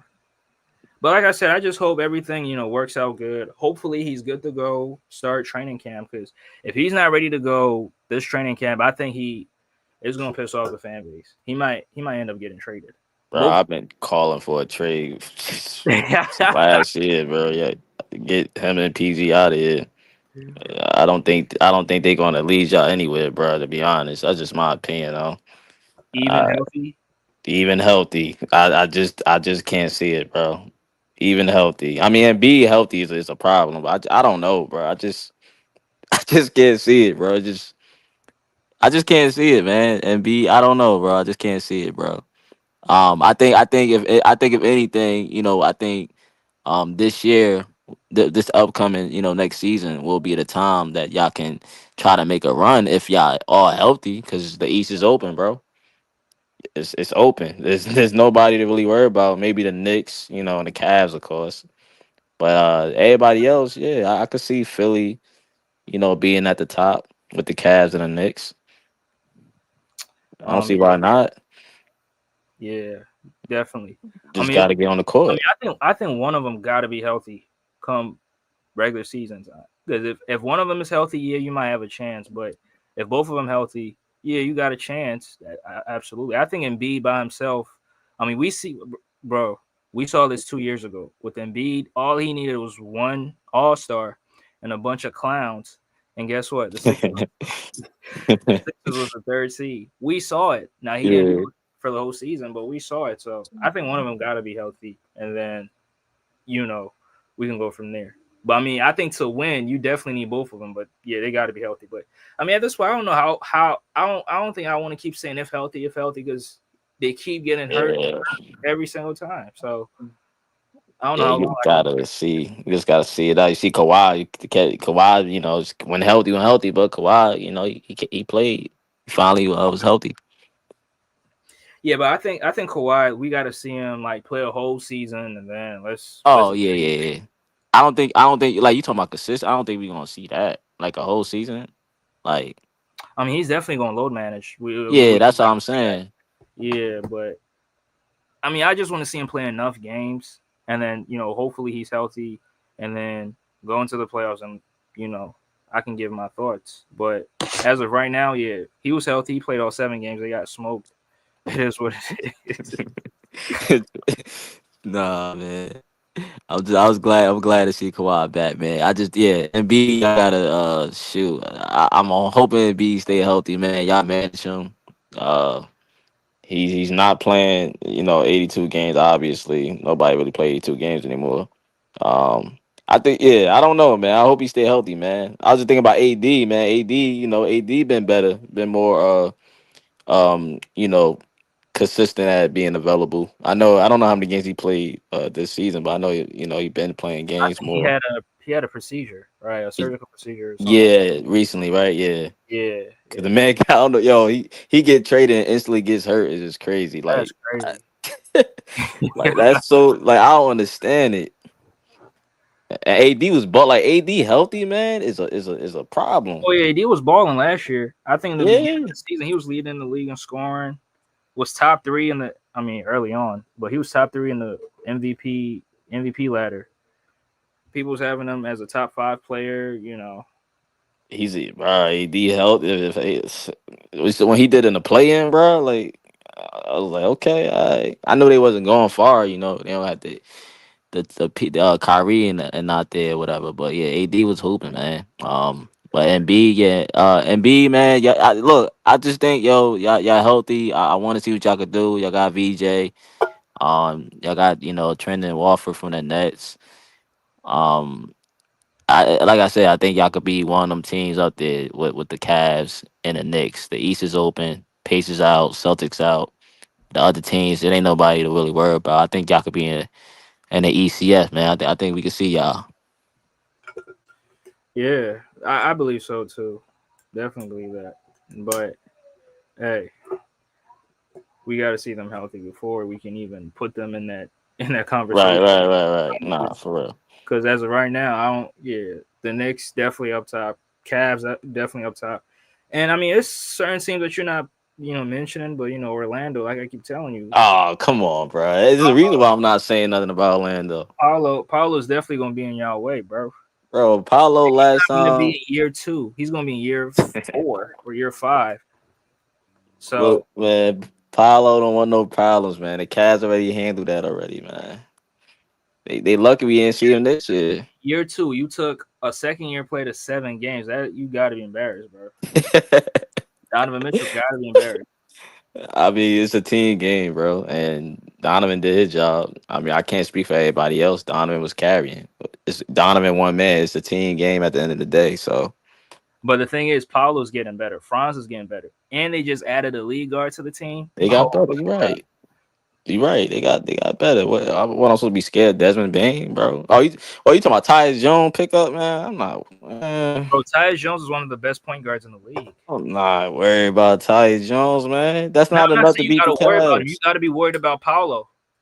Oh, sure. Apollo's a star. Yeah, I know you've been high on Apollo. Apollo's a star. He's gonna be a superstar in this league. I agree with you. Apollo's a monster. Um, he got better. His numbers increased. He just got to stay like they just got to stay healthy. Orlando don't have a problem with talent. They have all the talent. It's just they health. Like they players got to stay healthy. Right. Like Jalen Suggs and them guys, they have the talent. They have everything there. I like Jamal Mosley.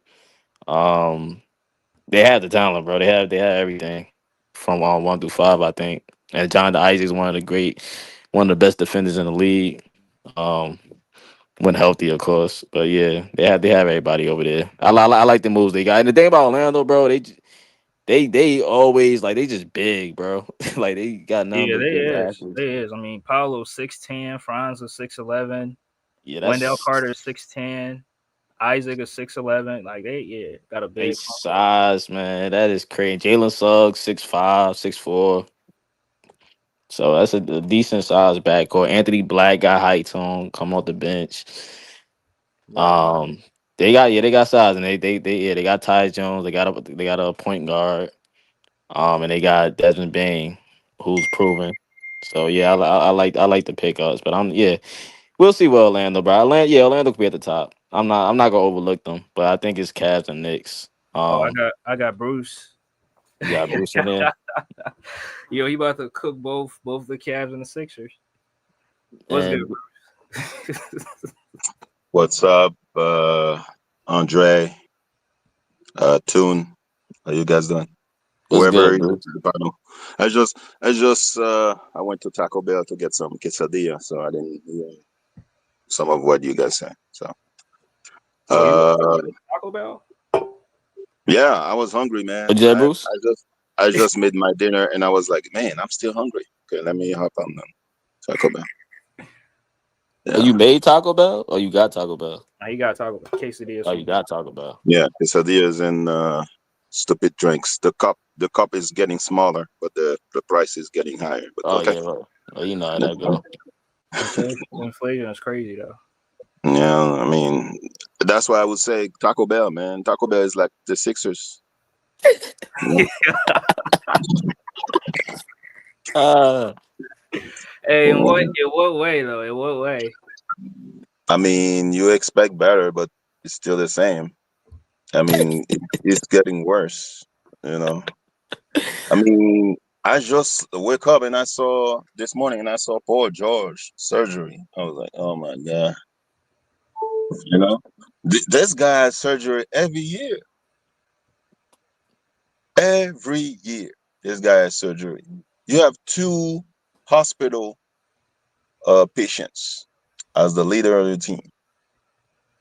I told you years ago, Andre, you need to get rid of uh uh uh what's his name, Embiid. Uh-huh. Well, he has values, man.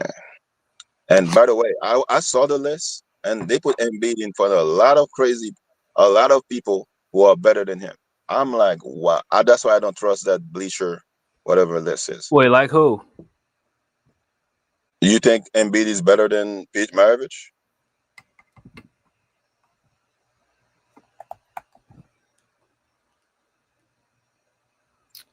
Um, no, I'm gonna put Pete over Embiid. Okay. Pennsylvania bias. Man, that list is terrible, man. Terrible. Okay, I'm sorry. That list is terrible. Will Chamberlain is not top 10 for me. Bill Hey, Russell is that, not top Bruce, 10 you for me. you Will you Will Will top 5, right? yeah DJ. yeah. Bruce is a hater. Top five. Top five in getting women, but I don't know about the basketball. So 30 averaging 30 and 22 is not top 10 worthy. Man, he's playing kindergarten size people. It don't matter. That's who was in front of him. All right. So I think the Sixers could win the East if they are. But remember last year, I picked the Sixers to win the East. I don't know if you remember that. Was it last year or last 2 years? That was a bad pick. You and BJ, if that's true. 'Cause I know BJ I picked the said the Sixers. Sixers and the Clippers or Warriors in the finals. I came to your podcast, Andre, and I said the Sixers in the finals. And Cavs surprised me all regular season. I was like, wow, Cavs might win that thing. And then they choke. But that's fine. They was hurt, bro. It was hurt. And Ty Jerome, I was not a fan of Ty Jerome, and I used to make fun of Ty Jerome in the comments, in your comments too. And I was like, wow. And I think he should have won 6 Man of the Year or whatever, Yeah, or most improved. it's a And case. you let him go for what's the guy you said you like? They pick. Lonzo Ball. Sam Come Merrill. on, man. Nah, but it was really long. He was really replacing. Lonzo Ball was replacing Ty Jerome. Sam Merrill was gonna come back regardless. It was really Lonzo Ball pickup, to be honest. Yeah, I don't know. The East is wide open. So if the Cavs and the Sixers don't win, you're never gonna win again. That's what I'm telling DFJ. I'm trying to tell him. Sixers need The to be up East, there. the East is wide open. There's no excuse. Orlando, too young. Well, we cannot use the excuse of too young anymore with OKC. So Right. there's no excuse. Uh, um, what's the other team? Knicks. I mean, Detroit's still there. Yeah, they're not worried about Detroit. JB coached I them. don't know about Detroit. They have to. They just lost the guy in the Gamble guy. He was a big key this season. Beasley. Yeah, they got Duncan This Robinson. Duncan Robinson replacing him. Duncan Robinson, no defense. Come on, man. He's a shooter, man. He's a scorer. I, yes. He He could do. chokes a He could lot. do. He could do what Malik Beasley could do, though, bro. Yeah, Mm, I they don't know. both gonna play Malik defense. Beasley has better defense. Yeah, So but I those mean, scoring wise, between those three teams, I have to say the Cavs. I trust the Cavs the most. oh man, I appreciate that, Bruce. That's I, I, yeah, I because they have more professionals on their team. You yeah. know, if I have a daughter, I can leave my daughter with the Cavs players. The Knicks, the Knicks and Yeah. the Sixers, nah. Paul George, nah. Yeah. So yeah, that's the two team. The East is wide open, man. The East is wide open. The NBA, the championship is practically wide open to me. I still don't respect OKC. Well, Mm. Wait, why not? Why not, Bruce? Why you don't respect OKC? I mean, they didn't play really anybody in the playoff. I But you mean, can't. They can't control that, bro. They gotta play who's in front of them. okay, Memphis is they have a knucklehead as the best player, and he was hurt. Uh, Second round, who they play in second round? Denver. Yeah, I it was mean, Denver. practically one player who's always no bench. I Who I, just I played game figure. seven. Denver just played game seven, Yeah, so you're they right. practically tired. So come on. You're right. And in the conference finals, Anthony Edwards, who thinks he's Stephen Curry, shooting only threes, and Julius Randle, I do not trust, even though that was his best player. So the Cavs, man, you have a lot of chips, a lot of players with their chips on their shoulders. I think Mobley should be the best player on the Cavs for the Cavs to win the championship. In my opinion, Nah, I get what Mobley you're has saying. to Mobley has to step up, man. He had a great season. I cannot deny it. He had a great this Nah, season. nah, it He wasn't had a great. he had a better season than Paul George. It wasn't great, bro. Y'all capping. It Okay. wasn't great. It was He all had a right. great season because he won Defensive Player of the Year. And all NBA team. Come on, bro. Come on, man. That's a great season. So Come on. You tripping. When Rudy Gobert does that, do y'all call it a great season? No, I think that's stealing. Rudy Gobert is not a great defender. Man, get out of here, bro. Yeah, Rudy Gobert is overrated, man. He not doing what Mobley doing. And he don't have the offense that Mobley has. So that's not even If I'm a comparison. great defender and Wait, they hold have on. to, Bruce didn't bring up offense though. He talked about the defense and winning DPOY and making All NBA team. And Rudy Gobert is at that multiple times, and none of y'all said it was a great season. So I don't want to hear it was a great season. okay, Andre, how many times the Cavs had to bench Mobley for the Cavs to play better defense? Never. Yeah, never. What's your point? So my point is they have done that with Gobert a bunch Mobley of times. only played off the But floor. he a traditional big though. What you expect? It's Traditional. not his It's fault. not a traditional break, man. Come on, man. So They what is? never, they Yeah, never, yo, you love they Rudy, never dude. That's remove crazy. Nah, Akeem. it's They not that never I love. remove It's Akeem. just keeping the same energy. They never remove Akeem. Ben Wallace, Dikembe went to play defense. Come on. Bruce, that's disingenuous. If Dikembe played in this era, he would be How? You right. said traditional big. Because back in the day, you didn't have guys launching threes and playing 5-out offenses. So that's why. If Rudy Gobert played in the 90s, he would be one of the greatest defensive centers of all time. Gobert is gonna make the Hall of Fame. There should be an asterisk next to his name. I'm sorry, it's true. He's trash. Okay, he's trash. I'm sorry, respectfully to all the Gobert family. Hey, salute to Casual. Appreciate you. You can hit the link too. Been watching some of your content. You've been going in on these Bron haters. Oh yeah. We need that. Yeah, but Rudy Gobert, like I said, he just playing in the wrong era. If he played in the 90s, he would be one of the greatest. No, he'll be in the bench, the third string. No, he wouldn't. Todd Okay, McCullough was playing games. he's soft. He's soft. He cannot play in the 90s. I'm sorry. He What about cannot. Todd McCullough? Who? Todd McCullough, Greg Ostertag, and all those bums. Todd McCullough is tougher than Gobert. Come on, bro. Todd McCullough is better. He's better or all around than Gobert.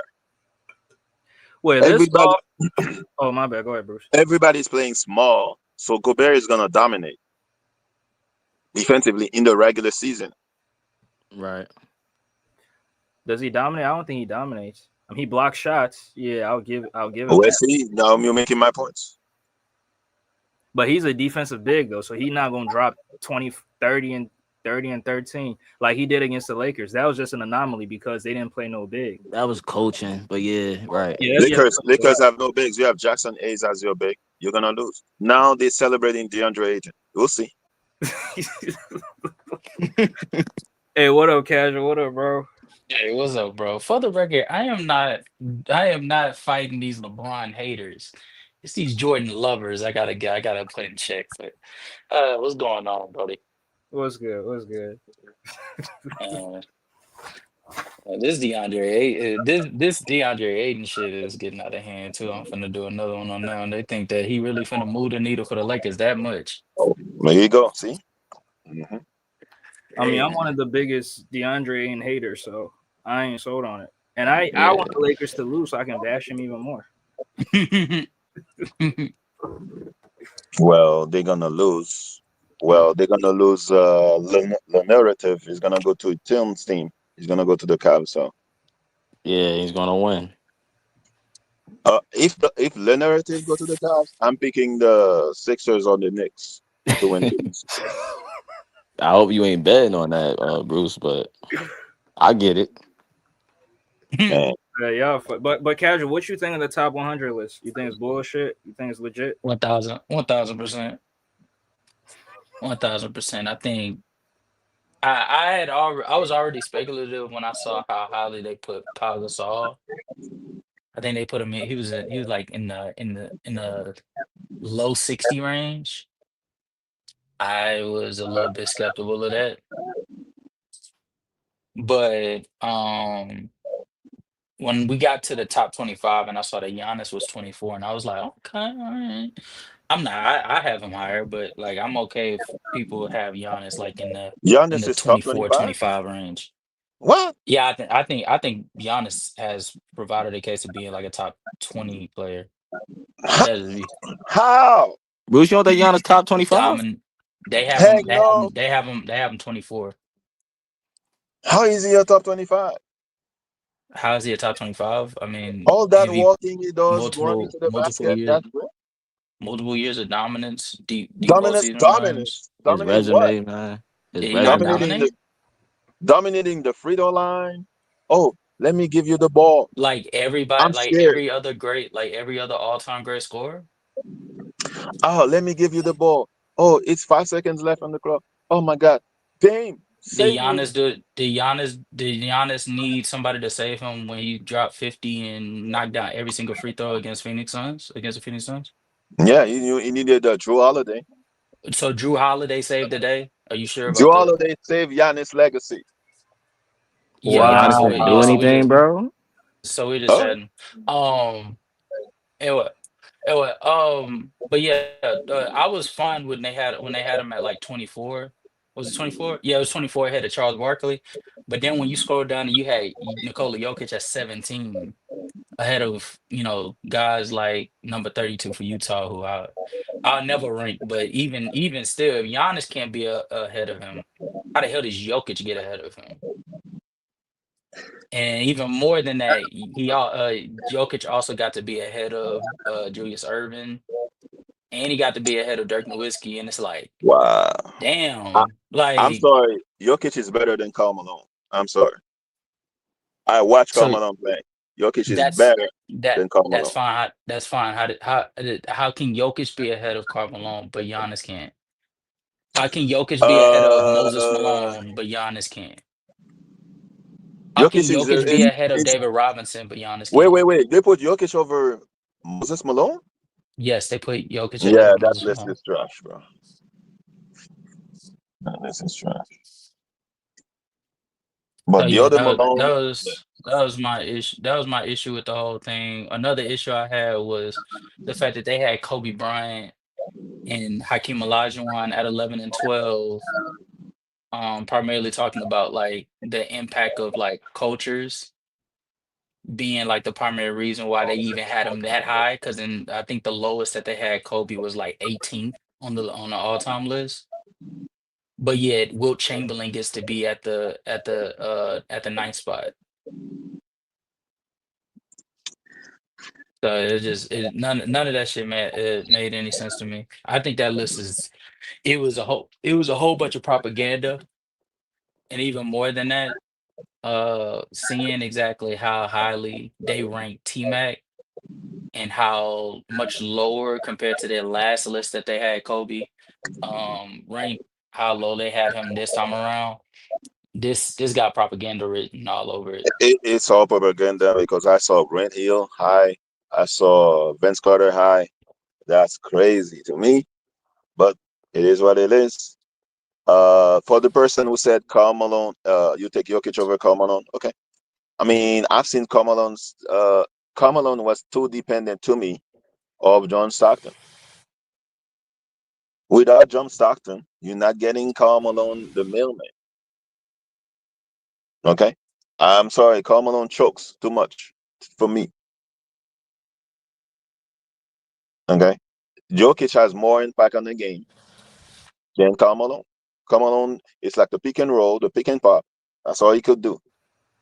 Defense, it disappears. Mm.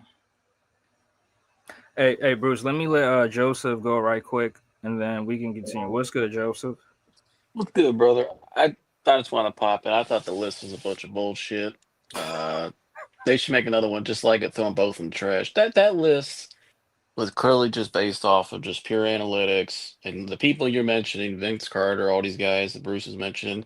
that are too high on the list. Grant Hill, they all work in the media. So, it's just it's just a bunch of ass kissing. That's all it is. The list is absolute shit. I don't know. The fact they even put that out was even embarrassing in itself. That list is horrible. I want to ask you, what do you think of James Harden constantly getting put over Allen Iverson as a Philly fan?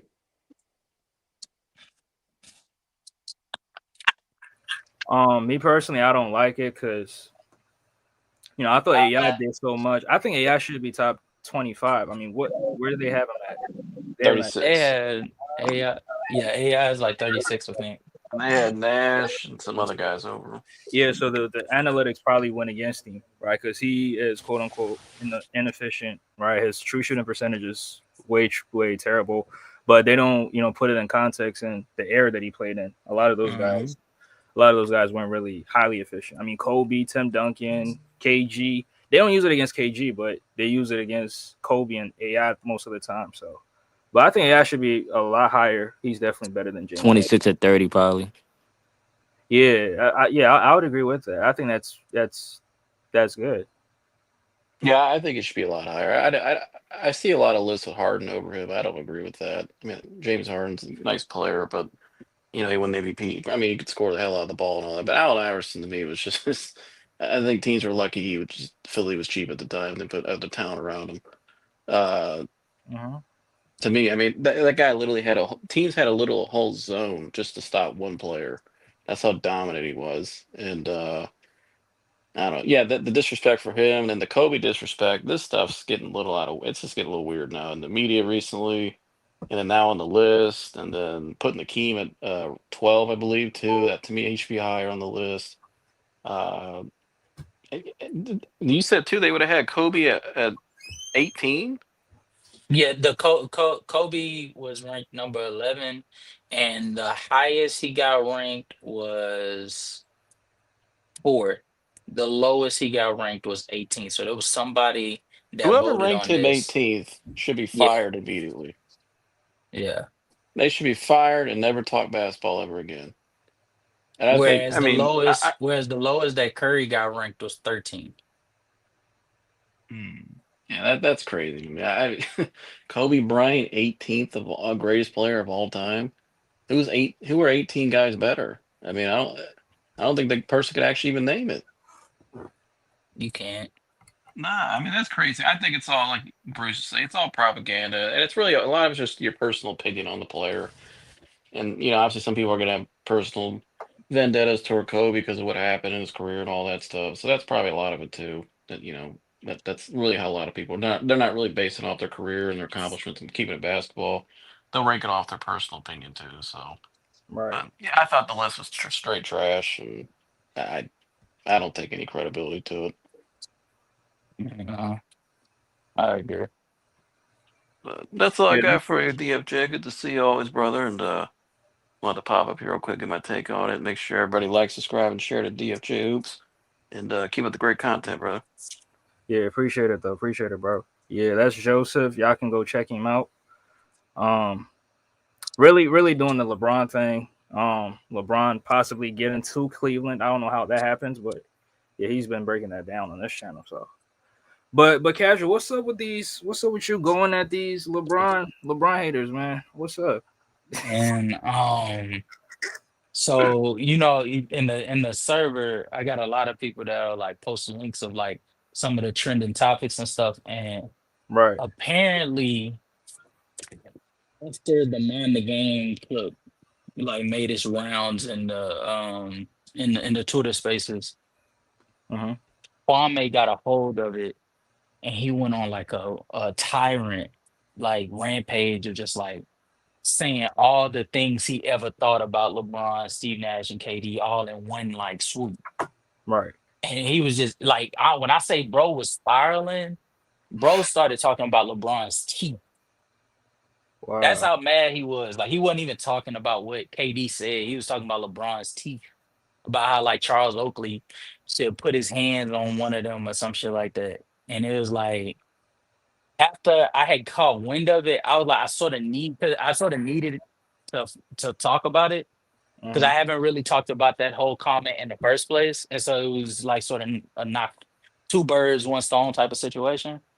Right. But I don't know, bro. I'm tired of the disingenuous ways of the basketball community and whole just not being able to come to this conversation of who's greater between LeBron and Jordan with some level of genuine thought. Like everything has some type of nastiness with it because you trying to push somebody down for the sake of bringing somebody up. I just came out with my video today actually, and in there I was saying every single time you ask a LeBron fan why they have LeBron as GOAT, they can go hours upon hours of speaking about stats and reasons that those stats matter Hmm. for why LeBron is the GOAT to them. And in my opinion, I think most of them are disingenuous stats that they wouldn't track with everybody else, but that's a story for a different day. But my Right. problem is when you get to Jordan and you ask why is Jordan great, there's always a slew of insults that's being thrown at everybody else that's around him for that GOAT crown just to keep him up top. Like they don't speak about Jordan scoring or his playoff translation individually, or the fact that or just admitting that they value that he won six titles, never lost, Yeah, 6-0, and 6-0. yeah, 6-0, never went to a game seven, like in the NBA finals. Like they don't even wear that proudly. Instead, they choose to say LeBron can't be better than Jordan because of 2011. He ain't never do what KD did. KD had to leave and go to a team that came back 3-1 on him. Kareem back into his career wasn't really nothing special. Whole time Michael Jordan is going into '98 with Scottie Pippen with a bad back, and he still pulls off one of the greatest game winners. You know what I'm Right. saying? Like it can't just be Jordan. This is why Jordan is great. And just speaking solely about Jordan's game, it always has to come with a caveat of this trumps whatever the fuck this person did. Or this one is so legendary. The reason why Kobe can't be greater than Jordan is because Kobe is a carbon copy of Jordan. Right. We heard They that a lot. can't. It's a disingenuous like conversation every single time we get to this point, and it's like I'm sick of it because I know if you ask me why I think Jordan has a catch for you to go, I can go on for hours about all of the things that Jordan was able to do as a scorer, the era that he played in, what was supposed to happen versus what he, with his dominance, forced to become a reality. Right. The impact, like the good The stuff, impact, yes, like the shit, even cultural influence is used. the culture influence of like forcing somebody like a Kobe Bryant to look at him and say, "Hey, I want to be like that. Right. I think I can do that." Hmm. Because before Jordan, guards being at the helm of you winning a championship was not something that they actually believed was capable of happening. Right. Very And rare. no, it wasn't even rare. I don't think before Jordan, I don't think that there was ever a guard that was at the helm with no legitimate big at their side and was able to still pull off winning a championship. Willis Reed was along with Walt Frazier. Dennis Johnson and Gus. Not, yeah, Dennis Johnson and Gus had Jack Sigma in the crew.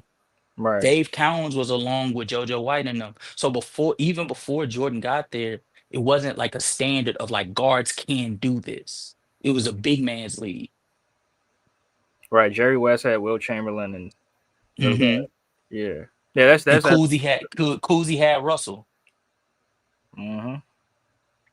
And so like I feel like there's so many ways that you could be able to make the case for Jordan is my GOAT because of these things. But instead, the old generation makes it all about he's greater because this player or this era that this player is playing in really ain't shit.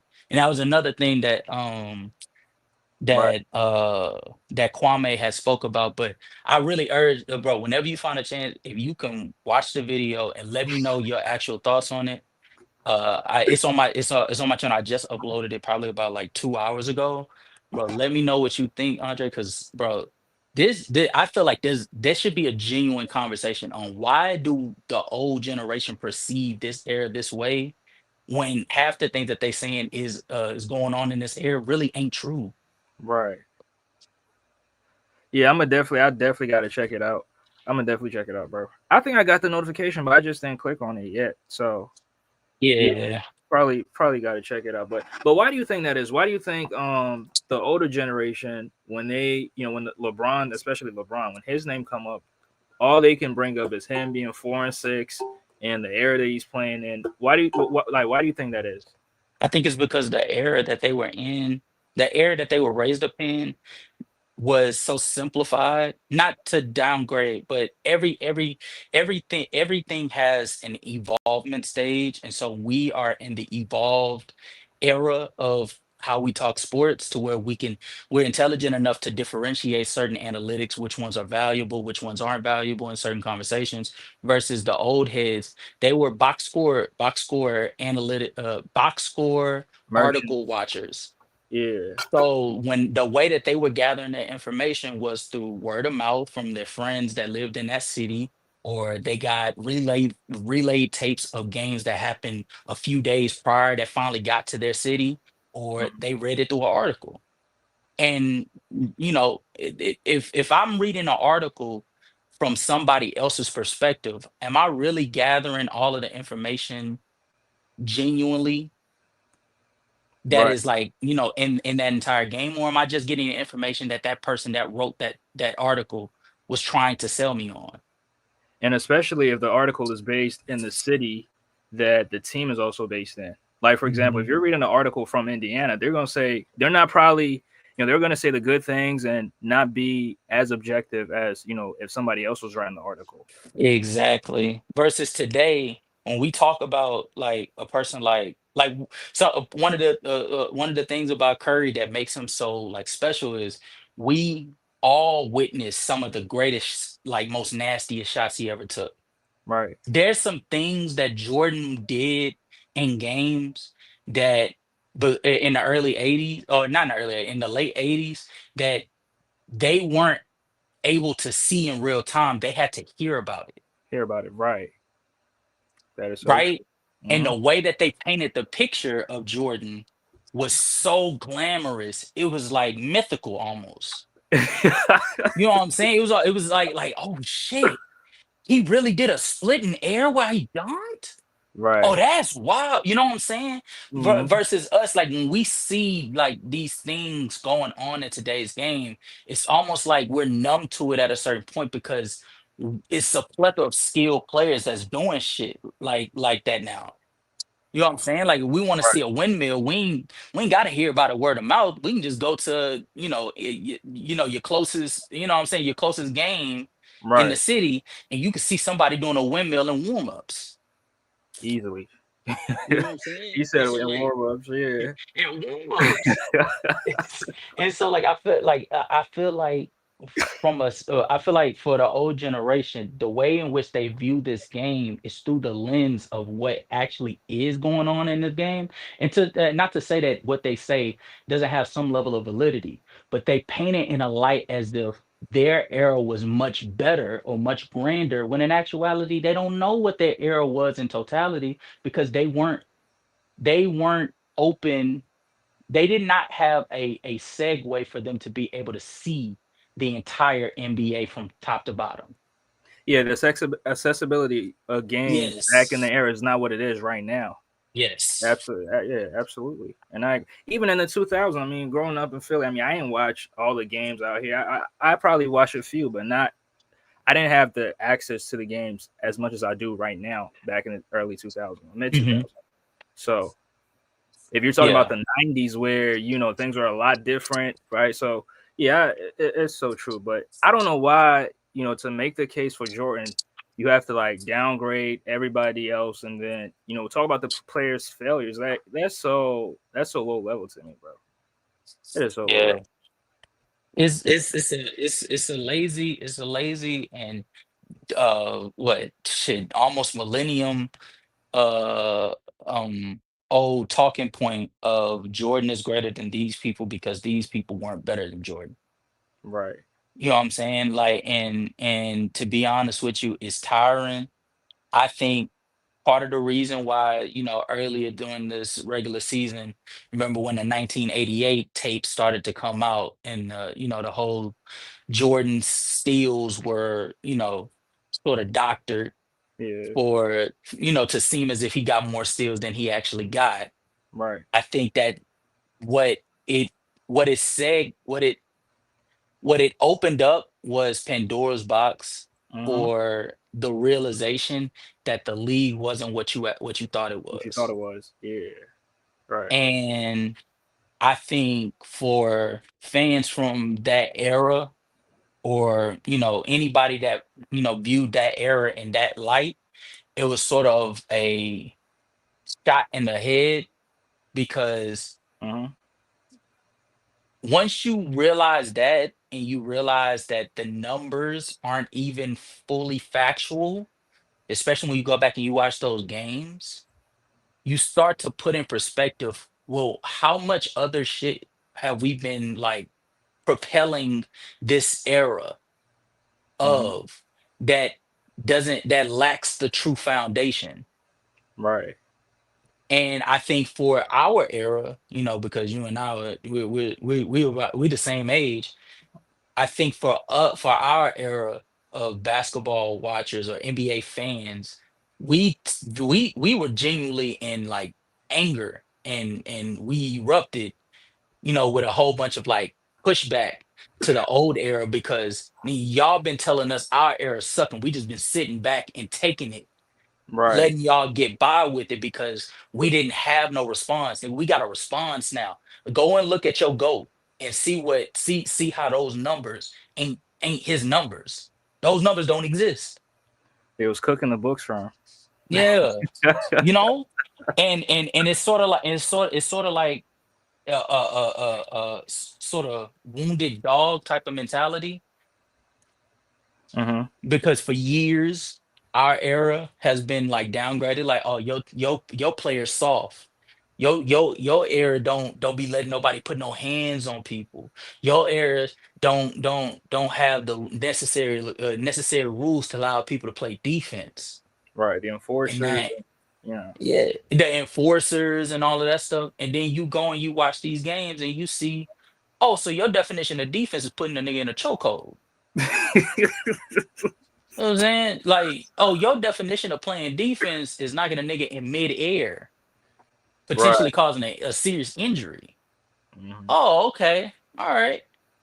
Well, we won't be doing that, you know. We won't be doing that. Instead, we'll settle for our little SOFT defense, and we'll just play defense the right way. And I Right. you know what I'm saying, in our era.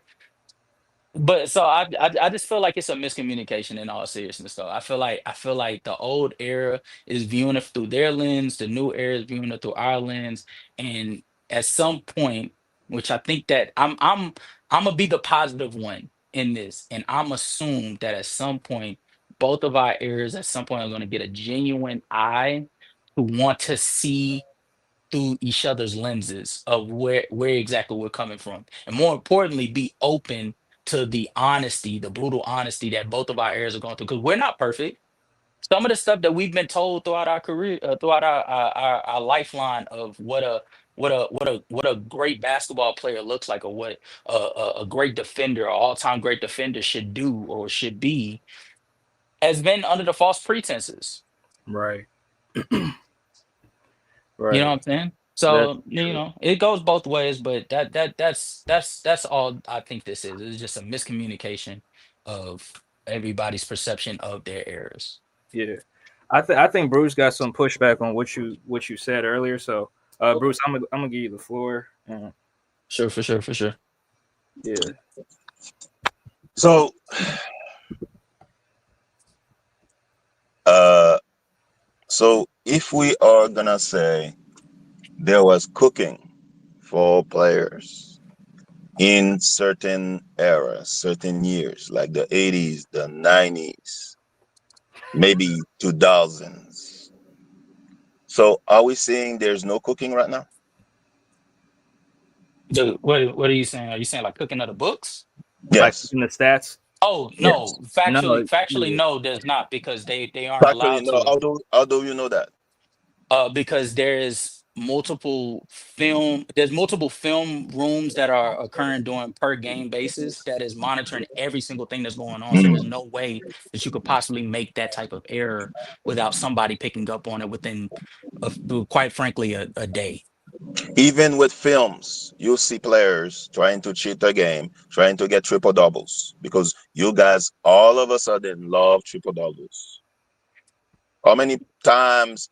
How many times players the game When's the is last time you over? saw somebody get a credit? When is the last time you saw somebody get credited a triple double and they didn't actually get the rebound or the assist to get the Wait, A triple casual. bunch of double? times. I saw Can Giannis I say doing it this? Can all I the say time. this real quick? When Yeah, Giannis had that triple double and they saw that that last rebound was bullshit, they took off that last rebound and yeah. they came with the definition of the rules and they said the rebound has to be whatever, whatever, whatever. So they took that rebound away from him and they took the triple double away from him. Yeah. So Okay. the way of saying That it, that is a good point. I right? think Kevin Porter Jr. also dealt with that too. That's why it meant even more to them when he actually got the rebound. It was the last rebound of a free throw that was missed that he got so that he could be able to get his first career triple double. So it's happened a few times where there was potential. There was a potential avenue for the league to make a mistake of crediting somebody uh, a rebound or an assist or maybe even a point, and they had to fix that immediately because there's too many people watching those games, those stats for Right. them to make that mistake. And with the Because gambling too. Don't get that wrong because it, somebody might be over or Oh under. yeah, gambling as well. Right. Not Terry Porter. Terry Rozier is still being investigated by the FBI for that. And what's the gentleman Malik Beasley is under investigation for similar things. Yeah. That's because your players and referees are messing up the games. So how is it the fault of the other Based on players? what? How they messing up the games? Wasn't there a referee that was that went to jail for that for mess Tim Donaghy. yeah, wasn't there one? What about Tim Donaghy? I'm saying that uh the games are they're more focused on games now because of that, and it, it's and the gambling in right now is But making Tim Donaghy made his mistake in 2000 and like the you, 2000s, you, right? you, the gambling and the parlay make the games more stats focused, and people are focused on that. You know how many times I go on X or Blue Sky or whatever, and people are cursing at the player because Hmm. you messed up your parlay. Of course, they're gonna focus on that. If there's a laser focus, hey, I need this player to get that rebounds. I'm watching TNT. How many times I see Barclays predicting whatever the bets? Now bets is practically legal now in everything. Of course, they're gonna focus on this. There's a laser focus on that. A lot of Wait, people so they is don't is watch this an the game. assumption, or are you basing this on like I'm on saying evidence back that in this the day, occurred? nobody was like really focused on. We Oh, just that's not watching. true. That's not true. No, no, no, no, no. Michael Jordan gambled like religiously, surrounding Oh my God, surrounding that's not the same thing. activities. That's not what I said. I said nobody was focusing on watching the game to gamble. Oh, grab this many rebounds so I can make my money. Again, Now that's they not do. true. That's not true. Uh, uh, Michael Jordan has religiously been credited for religiously for what? religiously. There's a slew of NBA fans that have thanked Jordan over the years throughout interviews because they made millions off of Give betting me big bucks millions on in him. private gambling, gambling private, illegal Gambling is gambling. gambling, sir. Gambling is No, no, gambling. no, no, no, no, no, It's sir, not. no, sir, Gambling is gambling. no, sir. Now gambling, you do it up front. You just show up to the door. Now illegal gambling was doing back door. You doing it mouth to mouth. But Now illegal gambling is gambling though. ESPN has gambling now. How many times you watching a podcast and they sponsored by a gambling agency or gambling company? You didn't have that back in the day. Okay. No, you did not have companies, but they were still gambling. Oh Gambling was my God. still I gambling has been just said, prevalent for sir. I just said, sir. There was gambling, but it was not as legal. Is legal now as it is now, sir. it is I said still that. gambling, sir. Still No, gambling. sir. No, sir. The gambling now. You have TV channels. ESPN has gambling now. Was there gambling back in the 80s and 90s, sir?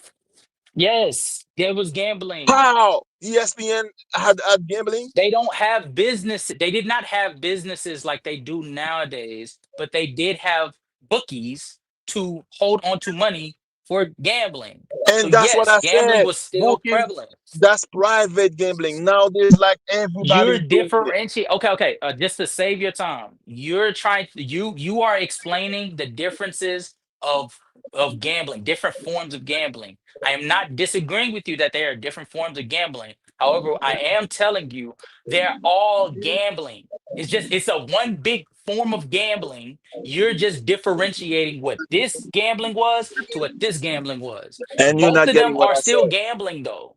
And you're I'm not getting getting what you're what I saying. said. I'm getting I what you're said saying. now more people who not have gambled back in the day, they're gambling now.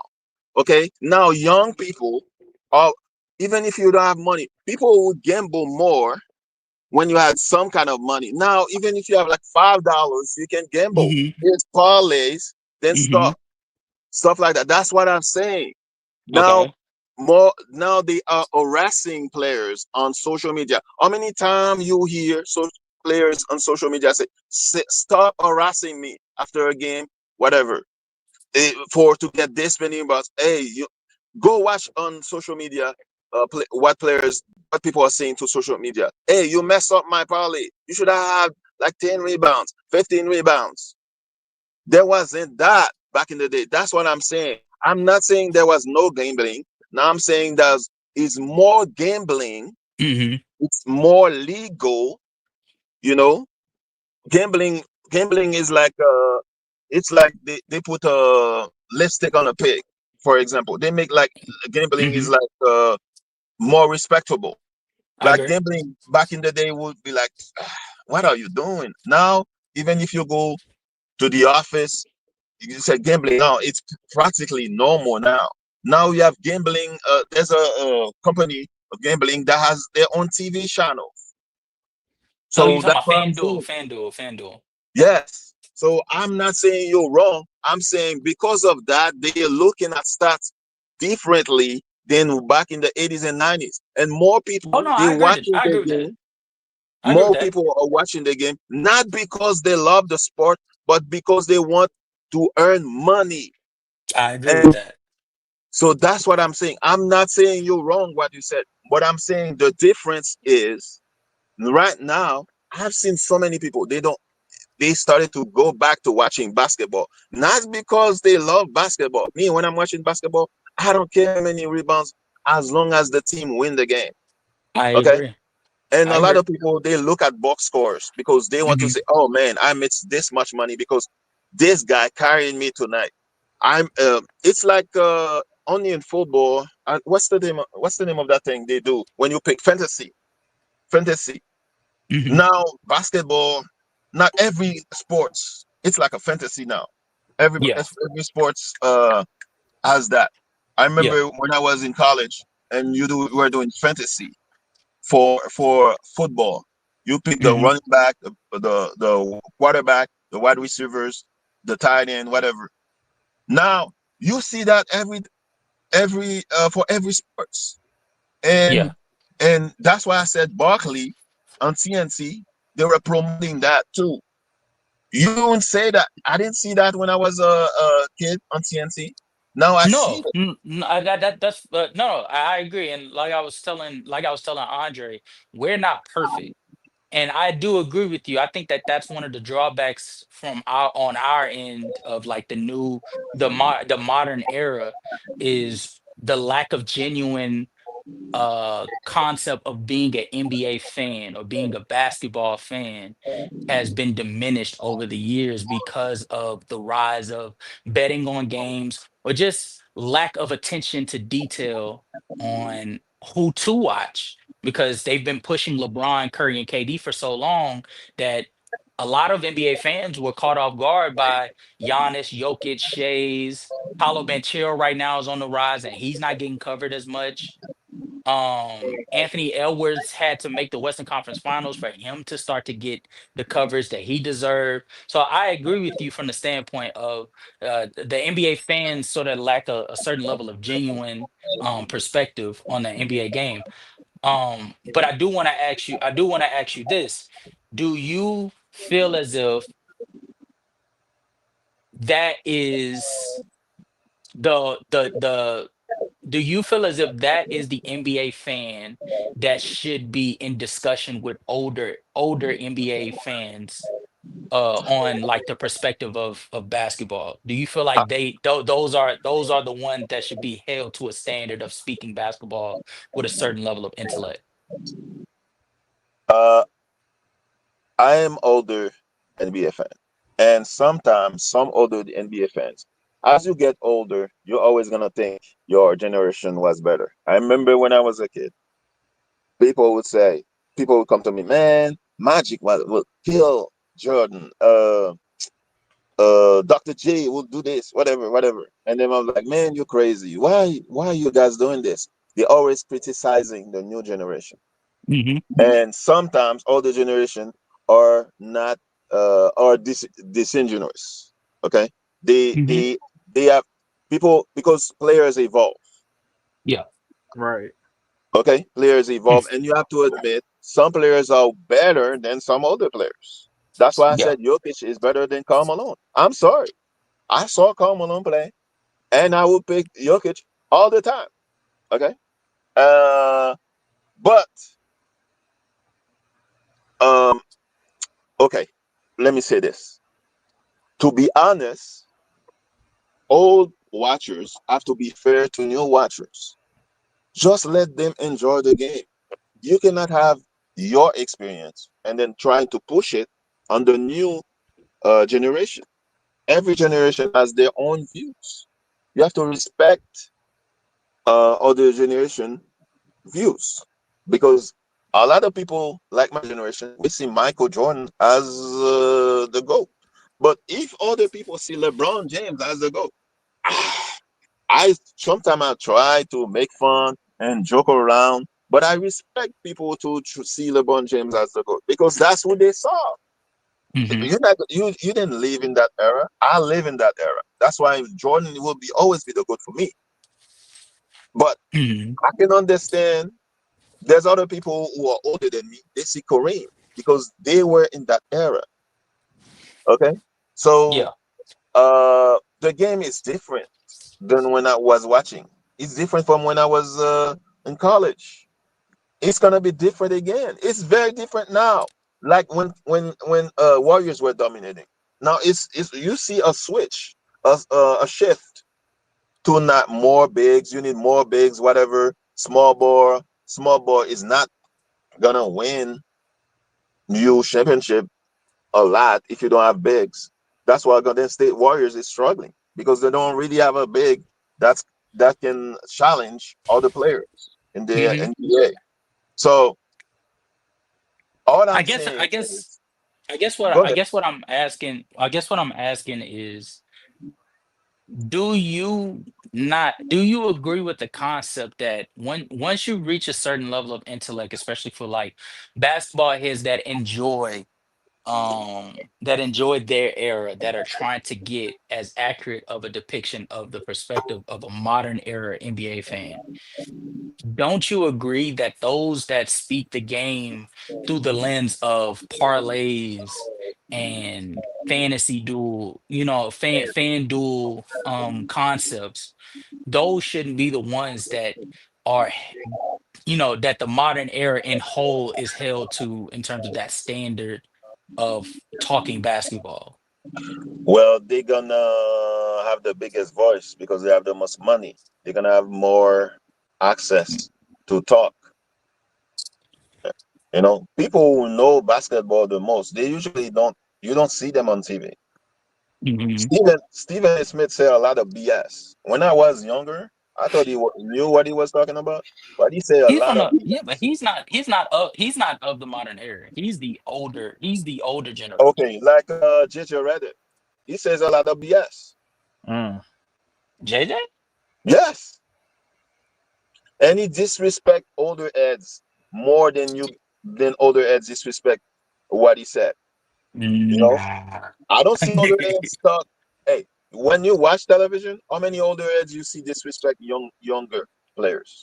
Skip Bayless, Colin Cowherd, Stephen A. Smith, Colin Cowherd uh, is a Shaq. LeBron Shaquille apologist. O'Neal, Charles Barkley, Kenny Colin Smith Cowherd is to a a certain LeBron degree. apologist. Colin Cowherd is a LeBron apologist. Charles Barkley. Charles Really, Barkley. if you look at it, the majority of mainstream media is built up of old NBA fans. That's not true. You cannot find any of the newest like some of the best NBA YouTubing figureheads on a big stream media. We celebrated when we saw Kenny Beecham on First Take. Right. When we saw who? Kenny Oh, Kenny Beecham, Beecham. Oh yeah. King of the fourth quarter. I don't know if you watch him, but he's very respected in the NBA YouTube community because of how his constant like coverage of today's game Mm. and his knowledge of like some analytic perspective. And it was a good day for like the modern era NBA fan seeing him on First Take, because we don't see anybody on there that really like gives a accurate depiction I'm of sorry. the newer NBA fan. I'm sorry. To understand, to help the game grow, you need to have old heads as well. Okay. No. If you You need to have old heads, but it have, needs to be a mixture. there's a mixture. That's another one. I just thought of that. Well, as soon as we said old head, Doggy, No. Mad Mad Dog So dog. Russo. he's that's extreme. So this one Yeah, that is nigga's extreme. old. And he be He- hating. So this one is extreme because he always wants to talk about 60s, 50s players, whatever, 70s. That's way crazy. Okay, that's way Yeah, crazy. but somehow he always culminates it back to He this is has why access. Jordan gets to be the GOAT. And again, it's not about your perspective. It's about the consistency of it's about the consistency of the conversation. On too many occasions, the mainstream, because as you said, and I agree, they have the loudest voices. The mainstream media gets to speak first about each hot topic, each trending topic, and the people that are speaking on those topics happen to be majority of the time the older generation. You don't have a newer generation there to speak constantly and especially Okay. intelligently about the newer era. And that's the issue in all of this, because I'm gonna be honest with you. I think the lately the conversation over the last couple of seasons have been about the constant drop in viewership of NBA Because we games, tired. I'm tired of the and GOAT in that debate. and, Every and oh, go ahead, Go ahead. go ahead. Go ahead. Go ahead. Oh no, I was just gonna say, and to be honest with you, I think that conversation could be nipped in the bud as quick as a 10-minute segment if they allowed some of the talking heads that we have on this YouTube platform that speaks about the game of the NBA today on a consistent basis, because it's rather simple. The reason why the viewership is down so low is because majority of the modern NBA fan like me, and I don't want to snitch on you, Andre, but um we not paying for that league pass shit. Hey, y'all charging us like $50 a pop for that shit. Not paying for that shit, especially if I know that there's a platform out there. Not gonna snitch because I don't want nothing to get struck down. And they streaming games left and right throughout the entire regular season. If I want to Hey, go watch casual. Casual. a I ain't Bucks gonna lie. game, Casual. I ain't gonna lie. I'm in Philly. My league pass. I don't even get Sixer games on league pass. So I don't want to pay. oh nah, man, they sold it off. Oh hell nah. That's what I'm saying, bro. Like, it's you gotta break your leg just for you to be able to see these games that's at your disposal, and you gotta pay for that when you could just go to a website and just click a button for free, and you could watch the entire game from start to finish with minimal issues. Like, I'm taking that all day long, and And that screen recorded. unfortunately, yeah, The and unfortunately that does not calculate in their viewership numbers. because the NBA, even though it's black players that are majority, but the audience is not black people. It's white people. It's because it's them who paying for the league pass. Okay, they have No, most that's white people have white coverage. I agree with that. Well, But I sort of agree with that because there's a few people that actually do pay for the league passes black. I It's had quite a league few. pass, but I discovered some websites since I was in college. I had Nah. never, okay. There's some Yeah. websites that start with stream and end with east. Some of Hey, that. hey, man, Hey, you you Come can't can't, give on, out the sauce, come man. bro, on, man. man. You giving it up, man. Come on I now. said this starts with stream. I didn't say when. And he could have said it's the opposite of non-stream west or something. I don't know, but that was crazy. But no, I But get I what don't I use get that what you website. I said. have a better one.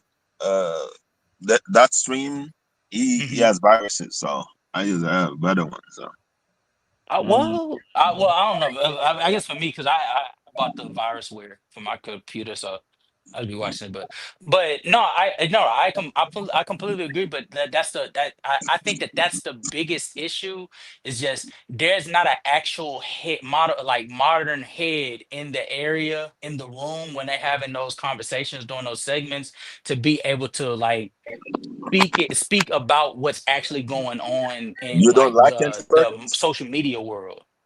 You don't like Kendrick Perkins? Kendrick Perkins is not modern, nigga. What? He is not Isn't of he the modern? modern. I mean, he has LeBron as a goat, so I guess he's So modern. that just because you have LeBron as the GOAT doesn't mean you're a modern era guy. Chilltown has LeBron as the GOAT. Nigga. He's old as fuck. I'm not, I'm not calling him no modern era fan. I mean, Chilltown, his takes are terrible. I don't know when.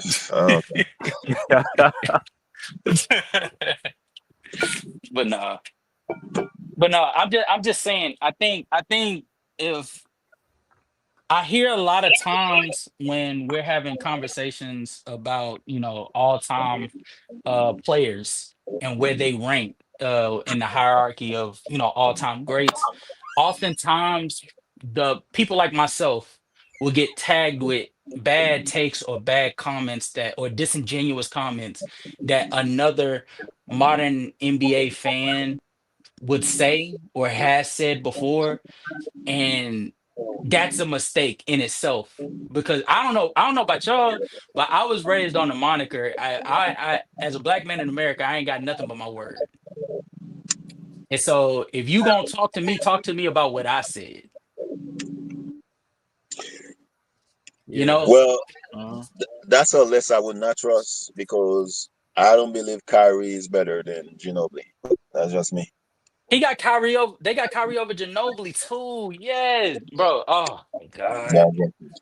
Yeah, that should lose. That shit is I mean, trash. Ginobili carry a nation to win all Olympic gold. I'm sorry, no, no. No, Manu. Nah, I'm just not. I'm not. They had Kyrie. They had Dame over what's call it? I'm sorry, Dame is overrated. I'm sorry, sorry. Um, you said what? I think Dame is overrated. Sorry. Overrated in what sense? I would rather have Kyrie than Dame, to be honest. are you Uh, sure? Mm, are you you sure? know, yes. Dame, I think he's like a one-trick pony. He hit a couple glass shots, and then all of a sudden he's like top 75. So that's Isn't just that me. what? Isn't that the exact thing that Kyrie Yeah, got? you could say that you made the argument for Kyrie too. It no, no, no, no, no. That's not the same thing. How's I that think not the same thing? Kyrie injuries and his opinions uh hampers his legacy to me. That's somewhat true. That's partially true, but going back to what you said, because you trying to slide out of that. Nah, bro, I'm telling you right now. I'm Okay. telling you right now. The exact thing that you described with Damian Lillard on how he ended up top 75, that's the exact thing with Kyrie that got that nigga in there. That's what I'm gonna use against for He, Kyrie not being over Ginobili. yeah, and that's why he can't be over Dame. Because at least Dame did the shit being a primary scoring option. This nigga was doing that shit with LeBron. I will give Dame the edge because he carried teams Hmm. to conference finals. He was the man on the team. I don't think Kyrie has done that. Yeah, that you can't argue against that. Nobody can argue against that. Yeah. And Kyrie doesn't Did you really. have a problem? Oh Did my bad. Andre? No, I was gonna ask you, Andre. Did you have a problem with seeing Damian Lillard over Joel Embiid, though? No, I didn't have a problem with it. Joel Embiid is too high for me. I'm sorry. Joel Embiid is not over Clay. Come on. You He don't think is over, Embiid is over bro. Clay? He's an MVP. What you mean? Hey, if you underachieve, you're not top. Whatever. I'm sorry. Mm. Embiid has underachieved. I'm sorry. He's incomplete. He does not have a grade. He's incomplete. I cannot give him a C or D or E. He's incomplete. You can give him a C plus Oh, You what? think you think Tracy for McGrady winning should be over? MVP You alone. think That's Tracy a C McGrady plus. deserves to be Oh over my bad. Joel Embiid? Heck no. Nah, hell no. Okay, because that's exactly what happened. Green Hill should not be over Clay. Green Hill should not be over uh Tracy McGrady should not be over. Okay, I can give Tracy McGrady over Clay. I have to give them that. But Green Hill, I'm sorry. No, I'm sorry. You Man, cannot. There's a lot of people they put on the list because of potential or what have they could have accomplished, or like you said earlier, propaganda in the media. Green Hill is like the leader of USA Olympics. Of course, it's gonna be high.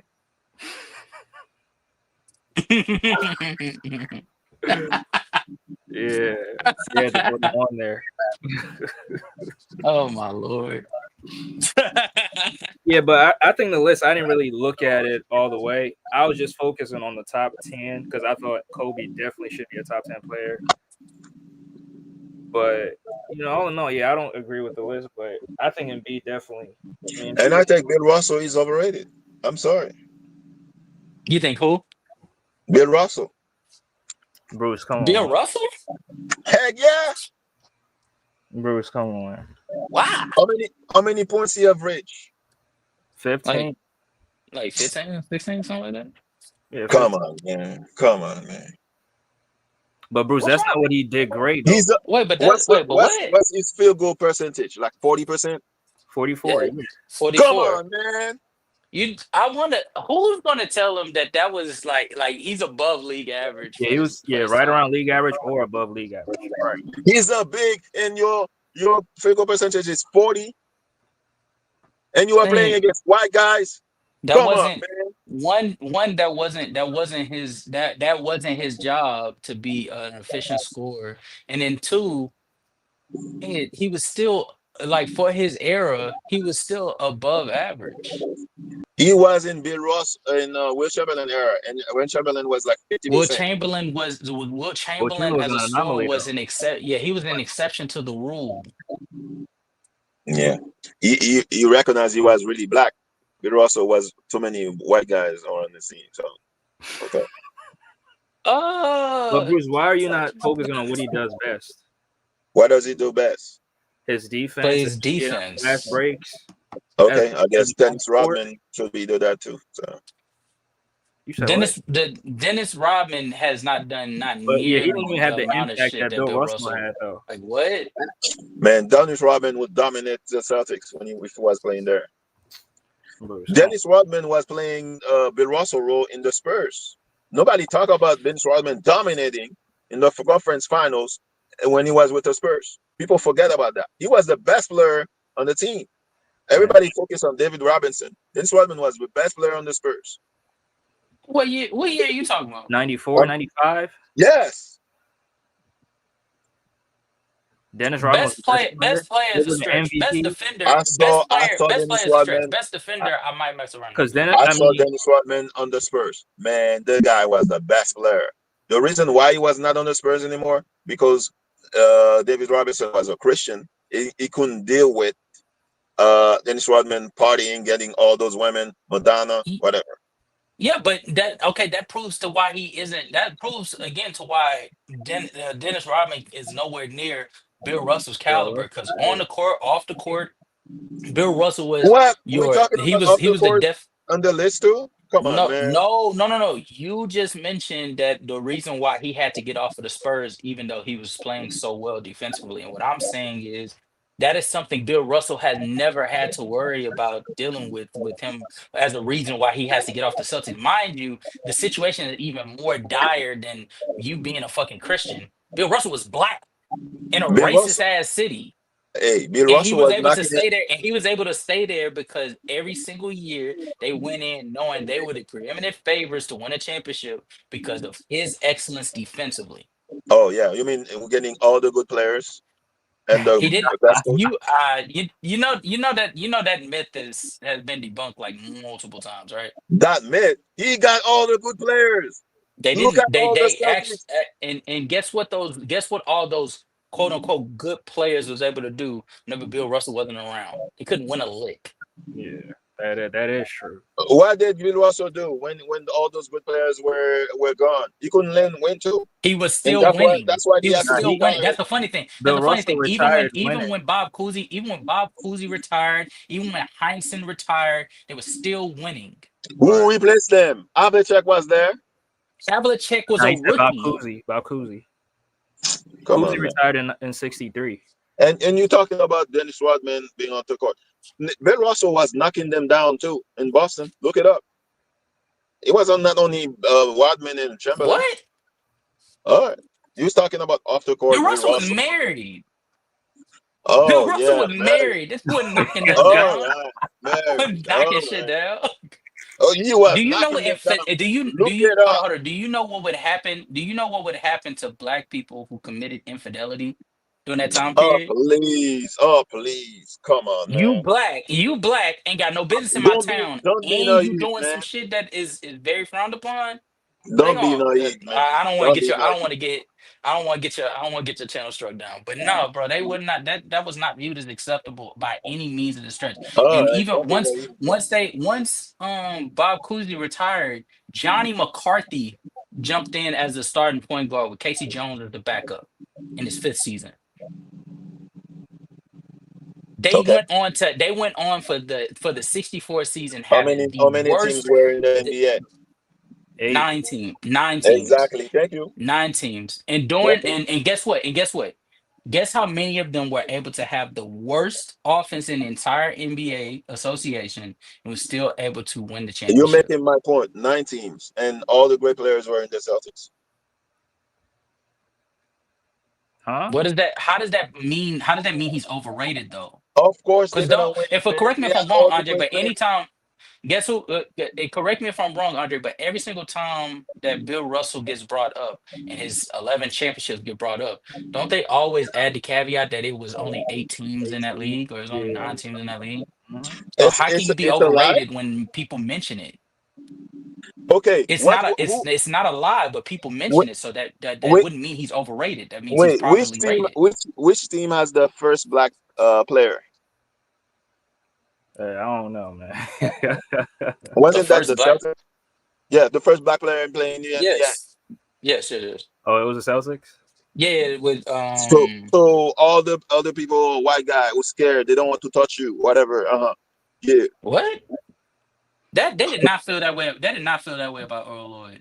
They did not. All right. All right. But, and Bill Russell is just. I'm sorry. He's Yeah. also overrated. You have Don Nelson on the team. Okay. Sam If Jones. there's Come on. anybody overrated, I think it's Magic Johnson. What? Okay. Okay. Yeah. Yeah. Okay. All right. No, Earl Lloyd was not that was not the case at all. Actually, the Washington Capitals took a chance on him primarily because they were trying to be proactive in allowing black players in. But before that, no, they weren't they were frowned upon What was frowned upon? having a black player on your team. Oh, that was the thing. Oh hell yeah! I thought Up that was until big in the 40s and the 50s, not in the 60s. no, but that's the thing. Earl Lloyd got drafted to the Washington, I want to say Bullets or Capitals, one or the other. Capital He got probably. drafted. Yeah, he got drafted by them What during the year was that? 50s. Yeah, 50s. Yeah, yeah. Yeah, it was like Not in the 50 60s. because they were trying to be they wanted to be proactive in allowing like a black player on the team. Yeah. And Bill Russell came Obviously, it in took at a 50. while for it to, Bill Russell came in at 57, 58, he came in like 50, or 56. I want to say 56. Yeah. Mm. Yeah, he came in at 56. They won in Oh, 57. okay, yeah, he came in the middle. Yeah, he came in the middle of the season. Yeah. Mm. And they won that year. Exactly. Crazy. Crazy. They But they won that. got They that was won that. They won that year. Mind you, the Boston Celtics were around years years. They had never before won that. a Before that championship. time, and they hadn't even Yes, they sniffed put the the black man. finals. Of course, they're gonna win. Come on, man. Yeah, you put a that the shit that's the power of having chocolate That's on your my team, point. baby. The That's my power of having point. chocolate on your team, man. That's my point, man. It's like football. When you put the black man running back, come on, you're gonna win. Man, come on, Ah, Craig. shit, I'm I not. don't know I'm nothing. not. I'm not. I don't I'm know not shit about putting. football. He got me on that one. I don't know shit about football. You Come got on, man. I'm not. I'm gonna have it. Barry You got Sanders over. I'm not gonna have Barry Sanders over CC from the 49ers. Come on, it. You got it. Bruce, funny. it's You true. got it. Look, I trust you. Shit, okay. Shit, Raleigh. It's like people saying Cooper Flag is gonna be better than Dylan Harper. That's not that crazy though. That's not that crazy, actually. Cooper Flag is gonna be like Kevin Love at best.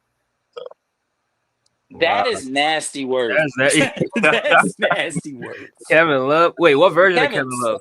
Then Minnesota? you know what version of Minnesota, Kevin Love you talking Minnesota about. Timberwolves. But that's the best power forward in the league at the time. Yeah, And that's also a fat ass. Nah, man. Cool. he was big. He was huge in Minnesota. But he's gonna be better, way better offensively. All I'm saying is Cooper got a they're lot of overrating upside, him. bro. Look at this. The NBA fans. I'm sorry to say this. White But fans want how a are they savior. overrating him though? That's what I'm. You keep All saying right. they overrated, but I'm trying to figure out why. How are they overrated if people, if the things that you're He's saying, seen. people He's already seen. know. They always look for a white savior, American white savior. He's the American white savior. Mm. Do they always look for a white savior? Yes, yes, yes. When How they many times? drafted Doug How many McDermott times at a lottery pick, was it when because he was a Kevin white savior, or was it because he when averaged like 20? when Kevin Love first got in the NBA? That's the next Larry Bird. When Gordon Hayward got in the NBA, that's the next Larry Bird. Luka, next Larry Bird. Come on, they're looking for They called Gordon Hayward the next Larry Bird. Yeah, yes. I didn't hear that. Okay, Nah, all right, I mean, I hell heard okay, Adam nah. Morrison. He all was right, the next Larry Bird, yes,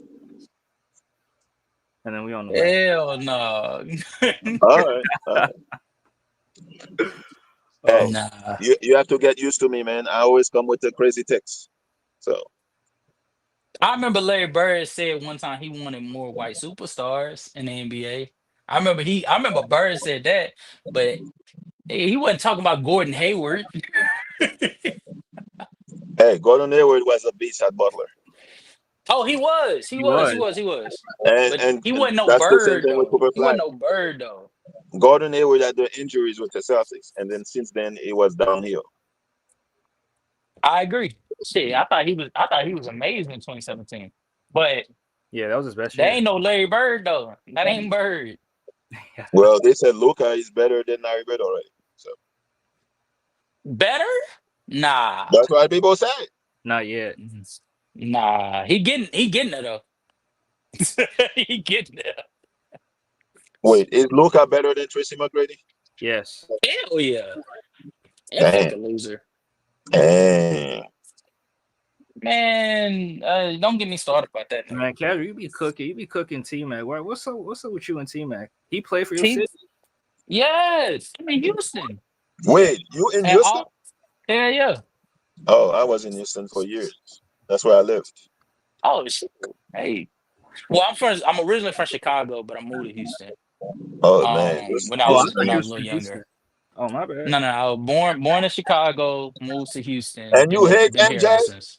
Dang, Who you're hates not from MJ? Chicago. That's crazy. You're not from Chicago, man. Come on. And Chicago, I'm not, to be honest with you, I was born in '97, so I didn't see a Oh, lot of yeah, you don't know that, I didn't see a lot of MJ live. So man. You don't see my it. attachment to MJ is sort of similar to like I don't know if you ever saw like an interview of like um who's a good one? I don't know if you've seen an interview of like Lil Bibby talking about like MJ in as a sports sound, but like Uh-huh. when you're not born and old enough to see him like play, you don't have as much of a connection as like the other You didn't people see that was MJ, around during man. that time. WGN, the guy carried WGN. He made WGN. I believe it. I believe it. Shoot, they got to this day, people come to Chicago just to look at the statue, and they keep up high maintenance on that statue. Yeah. Mm. But I wasn't in the United States. I was in the Caribbean. I'm from the Caribbean, and the oh only wow, basketball they showed was MJ. shout out to you. That WGN. That's all we saw. Okay. But yeah, nah, I I don't know, Andre, bro. Like down here, I say it all the time, bro. Houston Rockets fans are some of the most delusional, unappreciative, disrespectful fans I think in the entire NBA like You're a Rockets fan? atmosphere. Hell no. Oh, Hell no. They were what's your mediocre team? from the moment I touched down. They remain mediocre. I never jumping ship over there. You a Bulls fan? Bucks, No, Bucks. I'm a Milwaukee Bucks fan. You were born in Chicago and you're a Bucks fan? Dang. Hell yeah. The Bulls weren't shit when I was watching the games. Wow. You You were gotta there remember, with Derrick Rose? I was born in the Eddie Curry days, man. Y'all boys don't What know about nothing Derrick about that. Rose? It was torture. Derrick Rose was 20, he was 2008, 2009. Milwaukee sucked By too. They okay. Milwaukee, nah, you They sleep. had Michael Ray Redd was the Allen. truth. Michael Redd was the truth. Sam Cassell, Big Dog. Did you see that? Jared Bayless, Did you Michael Jared Redd, Bailey? What? Andrew Bogut, Man, JJ Redick, terrible. and Ersan Ilyasova. What about Derrick Rose and Joakim Noah? Wait, what I about Ben Gordon? by the Yeah. time oh no, well by the time I had became a Milwaukee fan, like I started liking watching them. The Bulls were still like they were still in that what's his name? What was his name? We traded him to Utah. Or Chicago traded him to Utah. He got a goatee. Forget his name. It's a black player? Nah, it's white. He white. Oh, okay. I see what you're talking about. He made a all-star. What's the name? You know what I'm talking about though. Did he play at Duke? Yes. I know what you're Yeah, he talking did. about. And so I was watching during like the Eddie Curry and that guy's stage. Eddie And Curry. when Eddie Curry. You were like 4. No, nigga, that's what. But I'm saying that's what I'm telling you. When I was watching Milwaukee, that was when it was like Ray Allen, Yeah, Ray Allen, Big Sam Dog, Cassell, Sam yeah, Cassell before he got traded to Minnesota. the Irvin Like that Johnson. was they had like I thought they were really gonna win it that the next year after they I don't know lost to how they lose to Philadelphia. the Sixers in the conference final. Officiating, They cheated for the I Sixers. was officiating. shocked. I was like, what the heck? They did Yeah. that for the Sixers. Yeah. And so after they had lost Ray Allen, he went and they And then, sent it to Seattle. I was like, did you like the trade? uh, I don't know why you traded Ray Allen for Gary Payton. That's I crazy. don't know why we did either, but I wasn't mad at it. Like hindsight. I'm not mad at it because we weren't going anywhere after that. Because like But Detroit was Gary up, Payton was done. Miami had gotten Shaq. Fucking, you know what I'm saying? Like LeBron was coming up. Like it was like, bro, we just Detroit was falling in the behind. mix. Yeah. Yeah, Detroit was in the mix, and hell, fucking Washington was out playing us. I'm like, nah, bro, we just we just ain't got it, bro. We just So ain't got it. you from Chicago, you went to Houston, and you're a Bucks fan. Dang, Mhm. Yeah, that's crazy. yeah, yeah, yeah. So what So happened if Giannis leave? imagine how much happiness I had seeing Giannis flourish, man. So if Gave Giannis me leave, hope. what are you gonna do? I'm still a Bucks fan. I'm still a Bucks fan through and through. All right. Yeah, I said it before. I want Giannis. I want Giannis to do what is best for his career, because at the end of the day, you've done everything there is to do for this association. You won an And you, MVP in front of us. You got us the first championship since not Jan, Kareem and Oscar Robinson. Multiple his MVP name was caliber not Kareem seasons. back then too. So You've done all that you can do, but you about 30 now. If you need to choose you, you choose you. Apparently, based so on reports, he chose to stay, and that's great too, especially now. I don't know if you guys have been keeping up with like the cap space ordeal. We're officially, especially with with moving, getting Dame off, cutting his salary in half, even with getting Miles Turner, we are officially under the second apron. We're under the first apron, and we're even under the luxury tax. So we have room to play for years. good luck with Miles Turner. That's a waste of money. He's horrible. Okay, Nah, he is not okay, you'll horrible. see. You just You'll saw see. what he did with Indiana. He was soft in Indiana. Soft. Okay. He I don't had want one to of talk his best trash. defensive seasons last year. What? Oh, if that's his best defensive figure, oh man, you're in trouble, bro.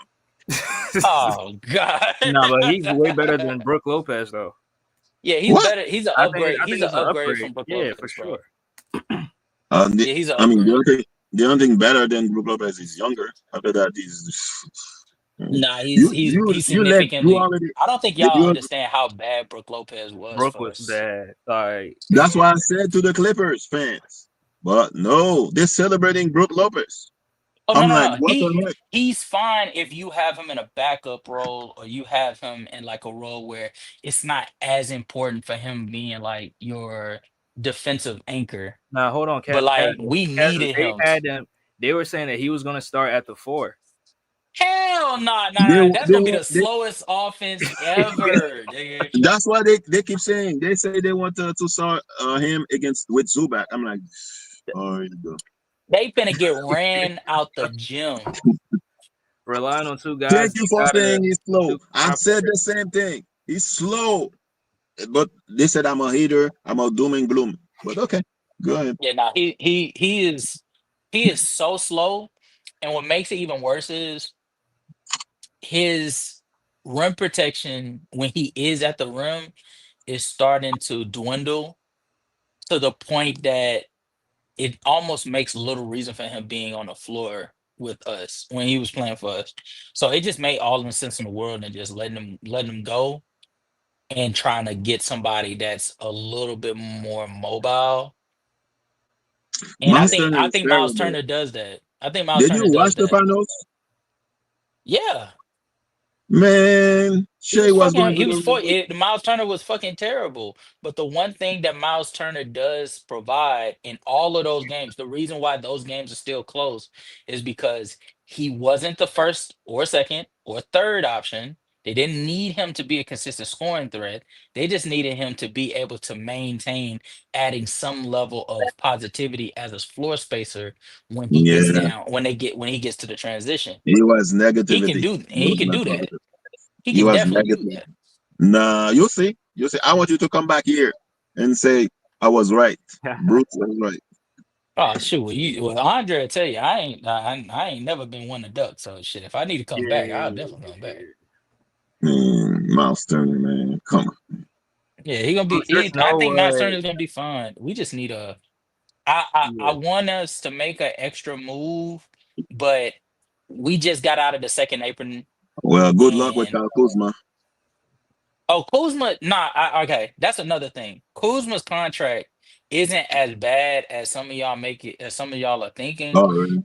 It's just simply because the reason why it's not bad isn't necessarily because of his performance. It's because his contract goes backwards every year. So this upcoming season, he's going to get paid less than he even got paid last year. Last year. And then the Mm, next year is going to be less than what he's getting and paid he's this still year, gonna score and zero so on and so points. forth. He's still gonna score 0 points.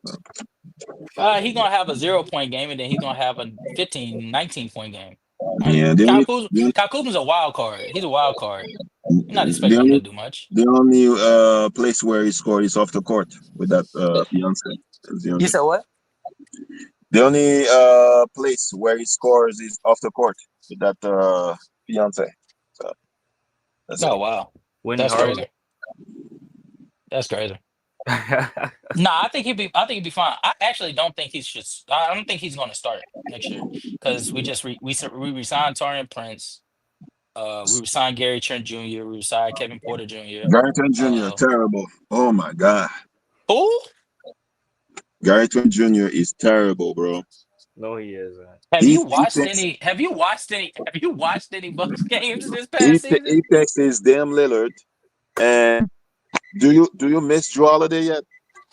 No, No. Okay, that's fine. no. We would have ended where we are right now. We would have been in this exact same position if he was here.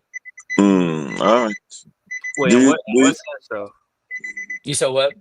In what way? Like competitiveness or Like contract wise? in terms of Okay. competitively, we would have been in the same place we are right now, where it's like, man, you we mean paying better all this defense? money, we paying all this. Okay, we would have had a better defense, we would have had a worse offense because our offense was like mid at best in 2023, but.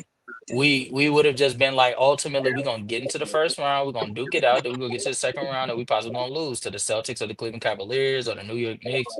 Like you take Yeah. your pick. It would have just been the Yeah. same thing, the same issues that we had to be concerned about this past year. I mean, with Joel Holiday, you have a better chance to win the championship in the next season. Yes. This year, this no, actually no, All right. no, because he's a lesser player. He's a lesser player now than he was even last year. The only player I like on your team is the guy with the afro from the Who? bench. Andre Jackson? Yeah, I like him too. he has a potential, man. He needs to get more minutes. But I I know mean, who's your coach. he gonna give he should get more. He should give. I mean, he got enough minutes last year. It's just his 3 point shot fell off.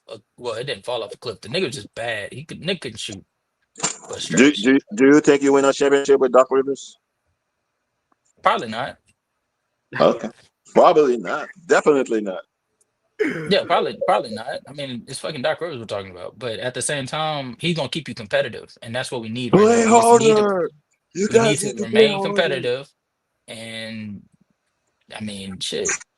I think at the very least, this team is very competent, under the context of where we are right now with the Eastern Conference, with all the fucking injuries that's going on. Like, I can definitely see the Bucks being competitive with this roster, especially with like an addition or two. Hmm. All right. Good luck with Kevin Porter Jr. Yeah, Porter Jr.'s gold. That nigga was Yeah. amazing for us when he got on this team. Yeah. Give it that he alright is crazy.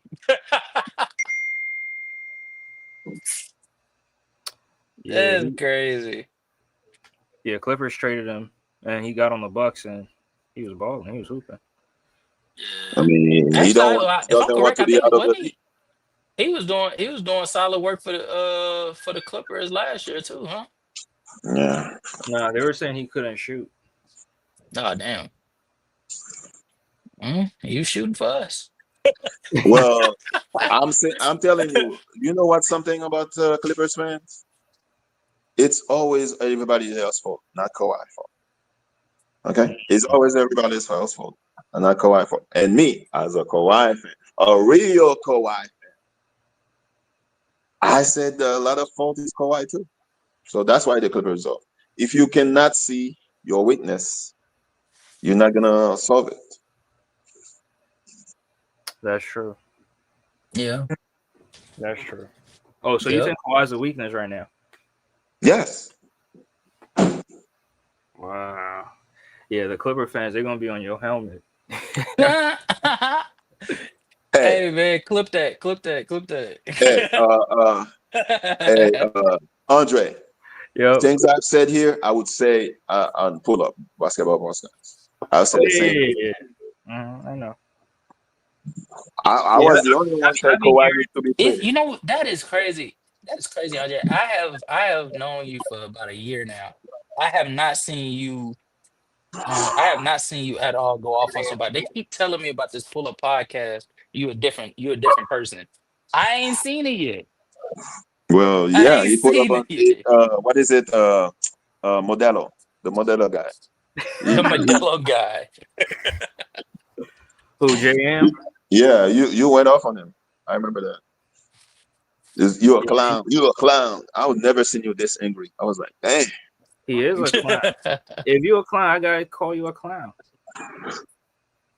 Yeah, Cause like yeah. if I don't know something about if I don't know anything about something, like I'm not gonna talk about it. But he will confidently say something and he'll be completely wrong.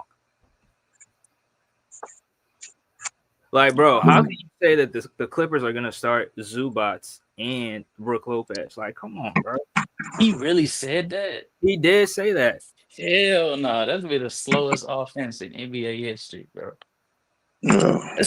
They gonna get ran out the gym. Defense is gonna be like, oh, just go wherever Brook is. Brook can't keep up with you. There was a rookie. He said he was better than Paul George. So since that day, I was like, yeah, he doesn't know what to talk Yeah. about.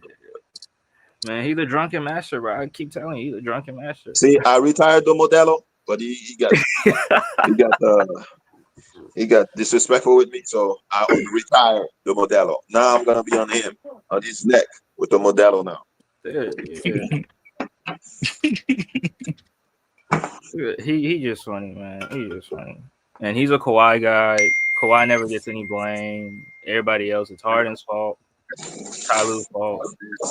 Yeah, they get blame. Nobody, Kawhi got to nobody, get blamed too. nobody would know I'm an MJ guy because I rarely, never bring him up. But some people, they're obsessed with a player,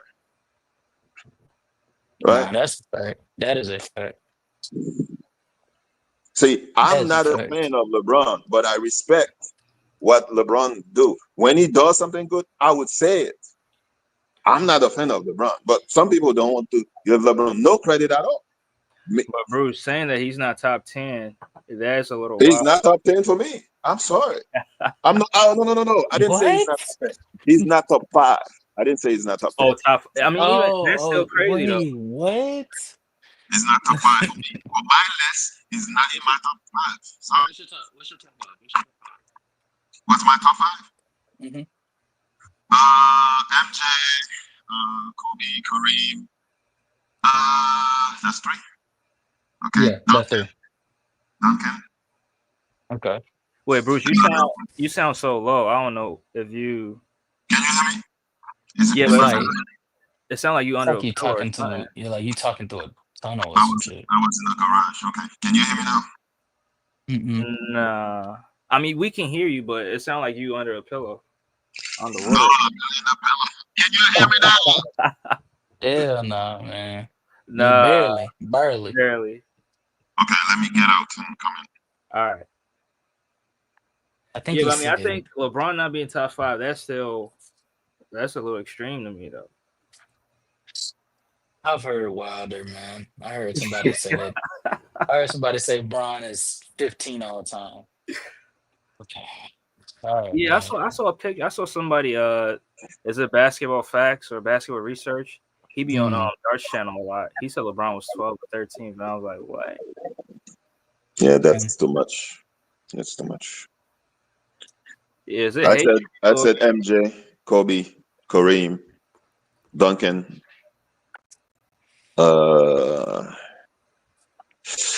Ooh, Magic.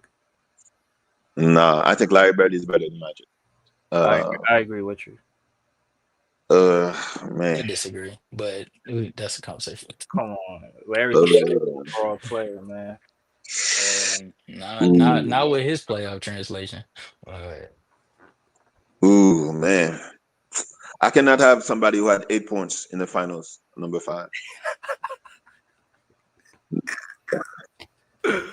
Oh man, that's funny. because there's only like a certain amount of people that he can pick to put in that fifth spot, and I know it ain't Hakeem. I just know it ain't Mr. First Round exit. I know it ain't Shaq. Yeah, Cause Hakeem. that nigga also be getting knocked out in the first round religiously. Who did he play in the first round? Shit, Who was on his team? Utah. Oh, you said who was on the scene? Yeah. Now, Penny? come on. Penny? Hakeem didn't have a lot of great players on his team. Oh, Hakeem. Yes. Oh, Hakeem. Yes. Shit. Otis Thorpe, Ralph Sampson, Kenny Come on, Smith. man. Come on, man. Kenny Smith. Did you see Kenny Kenny Smith news? Smith, Vernon Maxwell. Vernon Mac. This guy is crazy, bro. You went to These same aren't school as me. nigga, these aren't niggas, these aren't players these aren't players that are like great, like screams out superstar or star. But bro, in the early 90s, nigga, you didn't have there Vernon was no but Maxwell is on. there was only one team that had two all NBA players per season. That was Who? the Chicago Bulls. That was the That's not Chicago true. Bulls. That's not true. That's And not Who true. else maybe had who else? Utah. Maybe Utah. That's not true. And maybe Utah. Scottie Pippen did not even start for a bunch of years. He said in the 90s. What? I said in the 90s. Oh, in the 90s. Okay, my bad. My bad. Early 90s. That's what he's saying. Yeah. Okay. You're right. You're correct. Yeah, because Hakeem had seasons where he was getting knocked out and missing the playoffs. He missed the playoffs too. Yeah, missing 92. And I mean, in the 90s, you had Kevin Johnson and Charles Barkley. Right? Were they both all NBA players? Kevin Johnson was. If I'm correct, Charles Barkley didn't come until 90. He got didn't there come in to Phoenix 93. until 92. That's 90s. So you said 90s. No, okay. Okay, so he just found one team. Oh my God. Wait, That's did one Kevin team? Johnson? You Wait, mean did Kevin Johnson? Utah? You mean Utah with Stockton and Malone? Wait, we already said But Barkley we said got Utah there in or 92, Chicago. 93. And if I'm correct, I don't think Kevin Johnson made All NBA. You mean Isaiah Thomas and Joe Kevin Dumars? Johnson didn't make All NBA when Charles Barkley got there. Isaiah Thomas and Joe Dumars. Did you hear what I said? I said Kevin Johnson didn't make All NBA when Charles Barkley got there. You mean the same year? Is that what you're asking? I'm sorry, No. same. Yeah, at the same time. At the same time, simultaneously, yeah. I mean, there were years Scottie Pippen didn't make the All-Star team when MJ was there. Wait, you saying All-Star or All NBA? All NBA is what All NBA. Yeah. There were some years Scottie Pippen was not All NBA. Scottie Pippen in 92 was All NBA. Was All NBA 93. All NBA first team for 3 straight years. 96, 97, he was All NBA second team. And 98, he was All NBA third team. So no, he was All Scottie Pippen NBA was horrible. I think the only time he didn't make All NBA was in 1991, but he was All Defensive second team. Scottie Pippen was horrible in 98. It was MJ and Rodman who carried the team. That's not true. Oh, that's not true?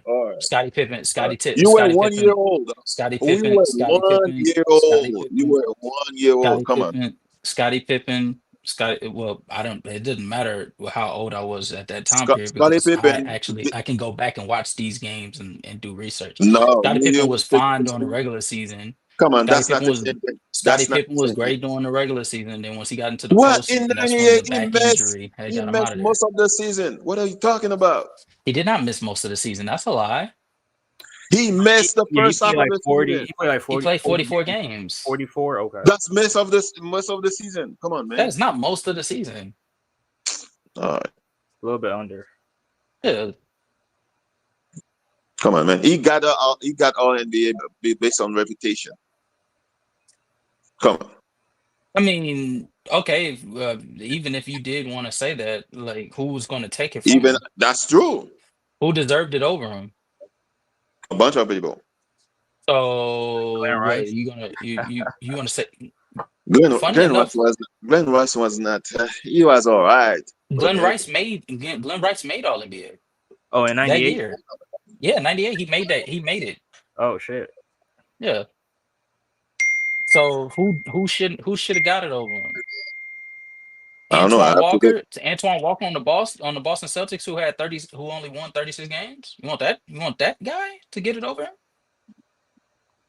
I have to look. You ain't gonna See, find nobody. I'm telling you right now. you one of those people who always call analytics. You will give analytics. Uh, What analytic did I give right there?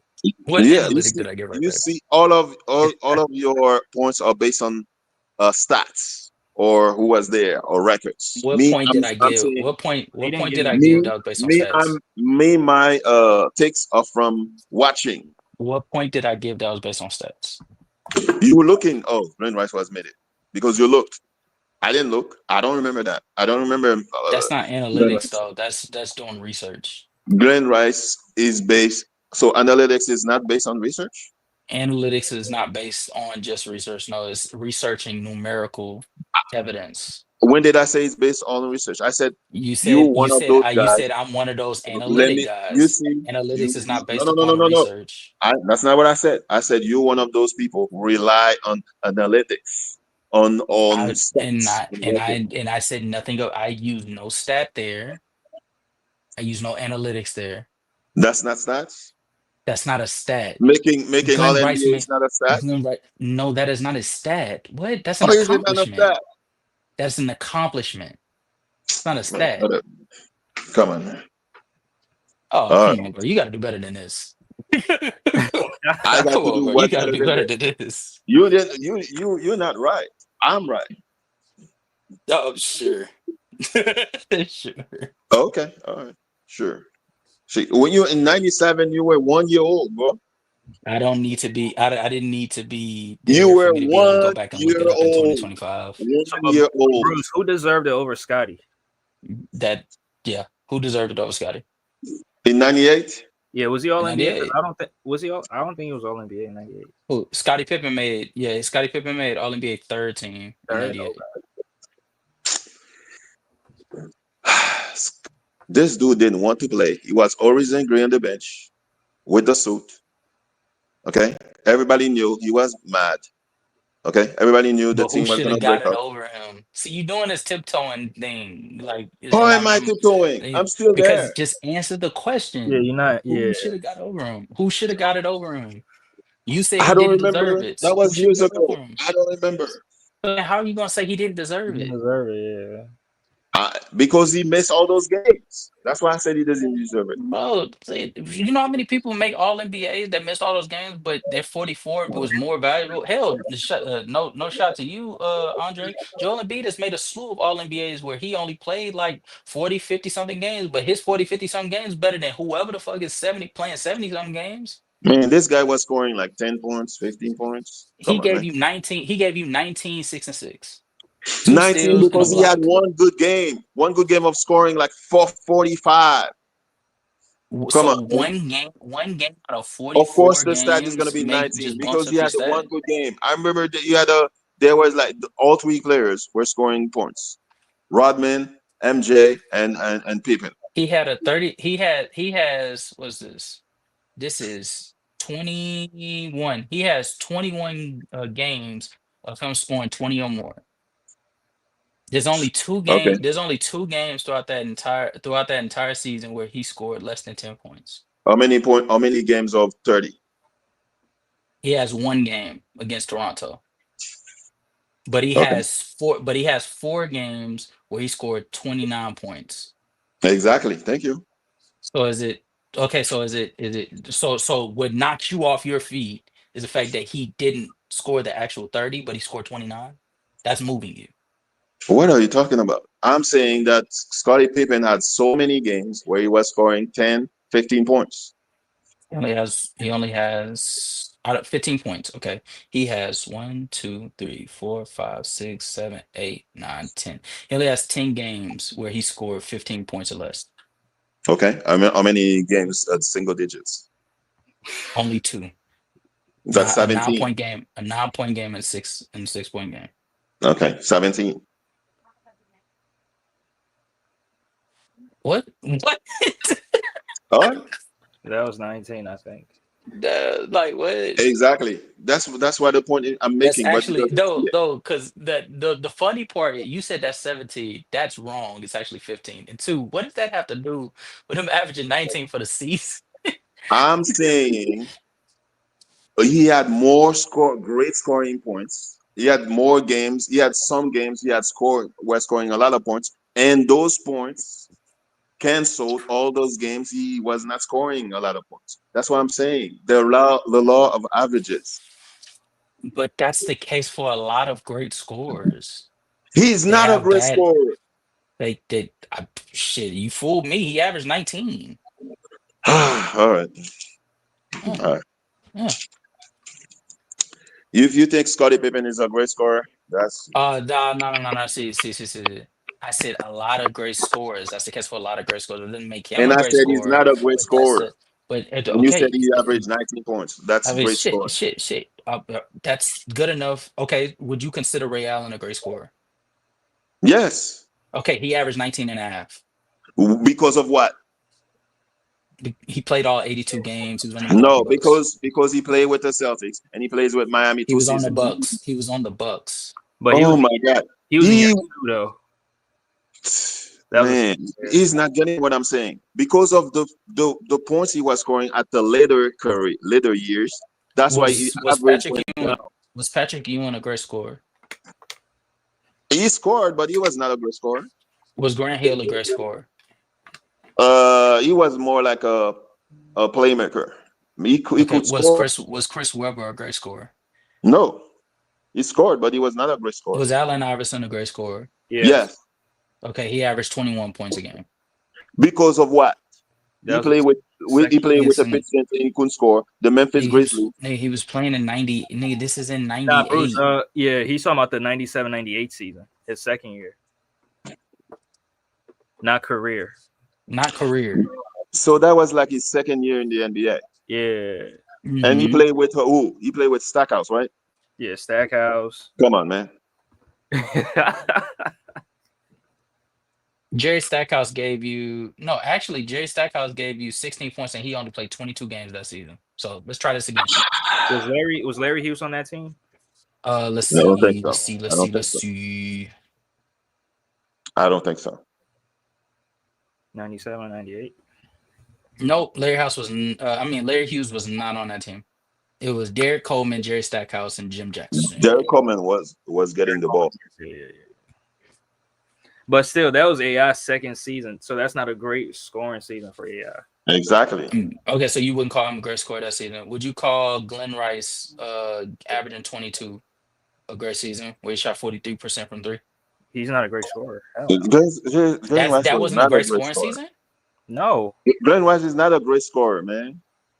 Great scorers are like Okay, 25. so I'm trying to gather like okay, 25 so was points Mitch or more to me is great scoring. Exactly. 25 or more? Yeah. Oh, so then at that point, in 97, 98, the only great scorers was Karl Malone, Shaquille O'Neal, and Michael Jordan. And Michael Jordan, yeah. Oh, okay. Well, as long as you understand that. Wait, what did Hakeem average? By that time, Hakeem is Hakeem not was a over. great scorer. Hakeem at that point was over. He was over? Nah, Hakeem is a great scorer. No, dead ass. Hakeem was What? over at that point. He was giving you like 16 points. No. He only played. So- He was on the. He was like 35. That was that last season with him and when Charles Barkley came over. So a lot of LeBron talking heads in the media said LeBron is not a great scorer, but he scored 40,000 points. So is LeBron a great scorer? He's a great scorer, yes. He's a great scorer in my opinion. Okay, thank you. So they said, oh, he's not. That's not what his game is. His game is playmaking. So they I lied. mean, That- his that- game. that is You can. Two things can be true at once. He can be Right. a pass first facilitator of an offense while also being a great scorer. I think he's a great scorer with good playmaking abilities or great playmaking abilities. Yeah.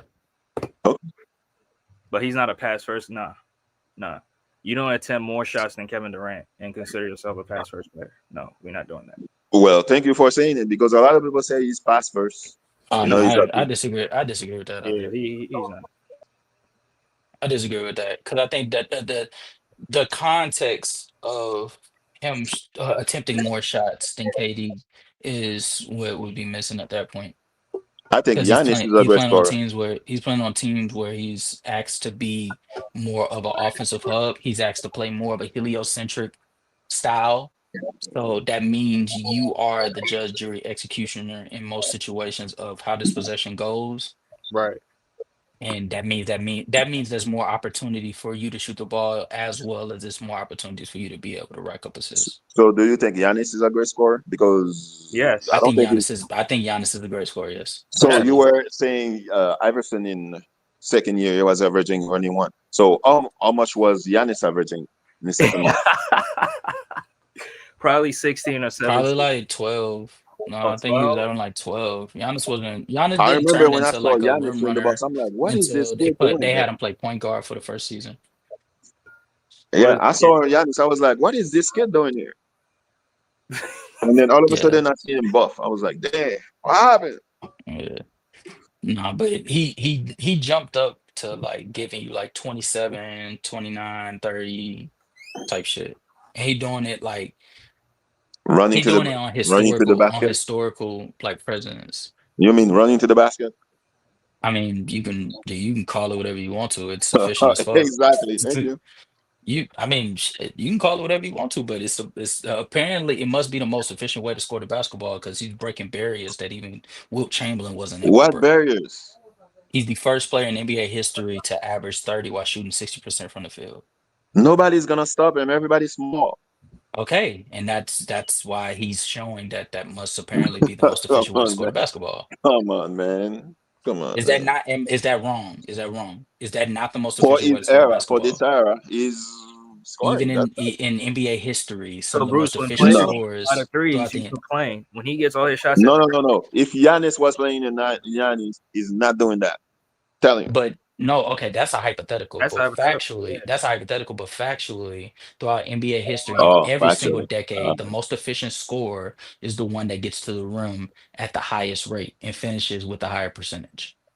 that's not what I'm disputing. I'm Oh, saying that he's not that's getting the fine.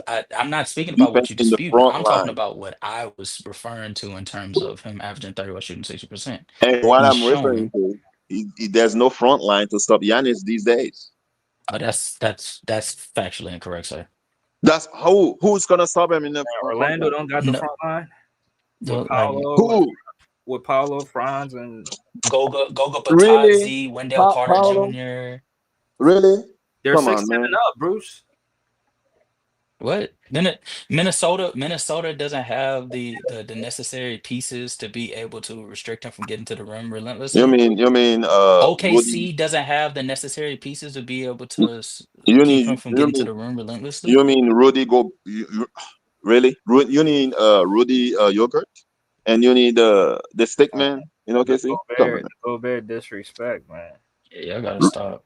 You Y'all play gotta you stop. play Gobert. You play. You telling me Cleveland didn't have the personnel to so if that was the case, then how come when he went up against these teams and respectively, he turned into more of a mid-range shooter than getting to the rim? Against Because he doesn't have the skills to dominate like you Well, think. we know that's not So you're true making because my if he point. didn't have the skills, then he wouldn't have been shooting the mid-range. He would just passed it. The mid range when he goes in, I'm shocked when he shoot the mid range. I don't know why you would be shocked for a whole You season you, when hey, since I've he been was a top hey five mid-range Andre, shooter since this I've year. been talking to you, Giannis is still attempting shooting a free throw. Come on. What is yeah, that? his free throws, he takes a lot of time at the free throw line. Oh, yeah, that's fine. See, thank you. Shit, it's still better than just about like 99.9% of the scores in today's league. Well, shit, Oh, he should shoot the free throw in better. NBA history.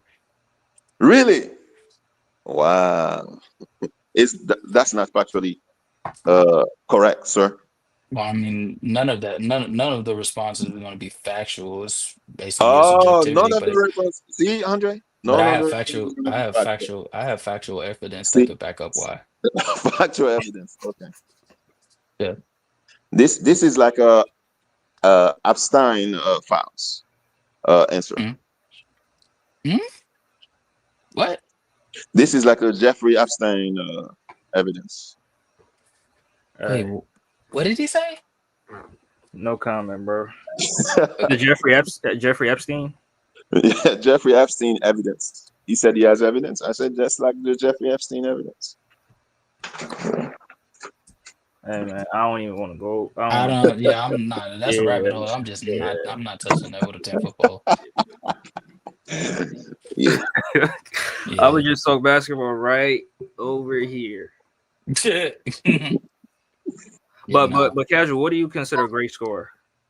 I consider a great scorer a person that is in the upper echelon of their era, especially for like the decade of like setting the standard of what excellence is, especially like in the playoffs, being able to maintain that scoring efficiency and volume against like a multitude of different like circumstances.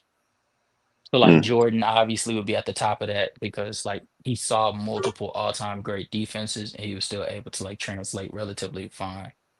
Um, So then I'm Larry gonna Bird is not a great scorer in your opinion. Larry Bird is not a great scorer in my opinion. Yeah, yeah, we're gonna have to disagree with that.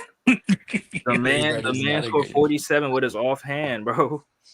No, okay. That's another myth. He did not score all of those points with his left hand. It would be a difference if they just whoever came up with that story, if they just say he scored 20 with his left hand, that's still impressive.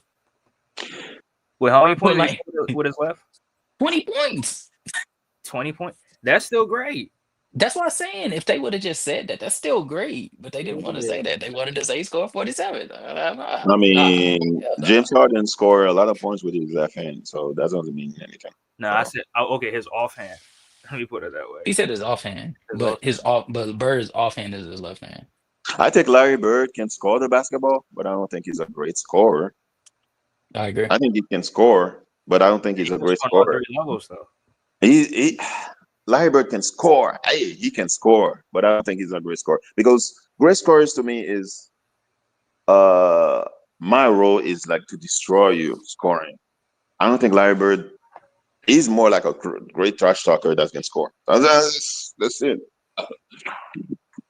How many 25-point game season averages does he have? Say it again. How many 25-point per game seasons does he have? Averages. I They want to would say like never four. say I Larry want to say Bird like the four scorer. because he didn't have that long of a career. So I'll hang my head on like 4 or 5.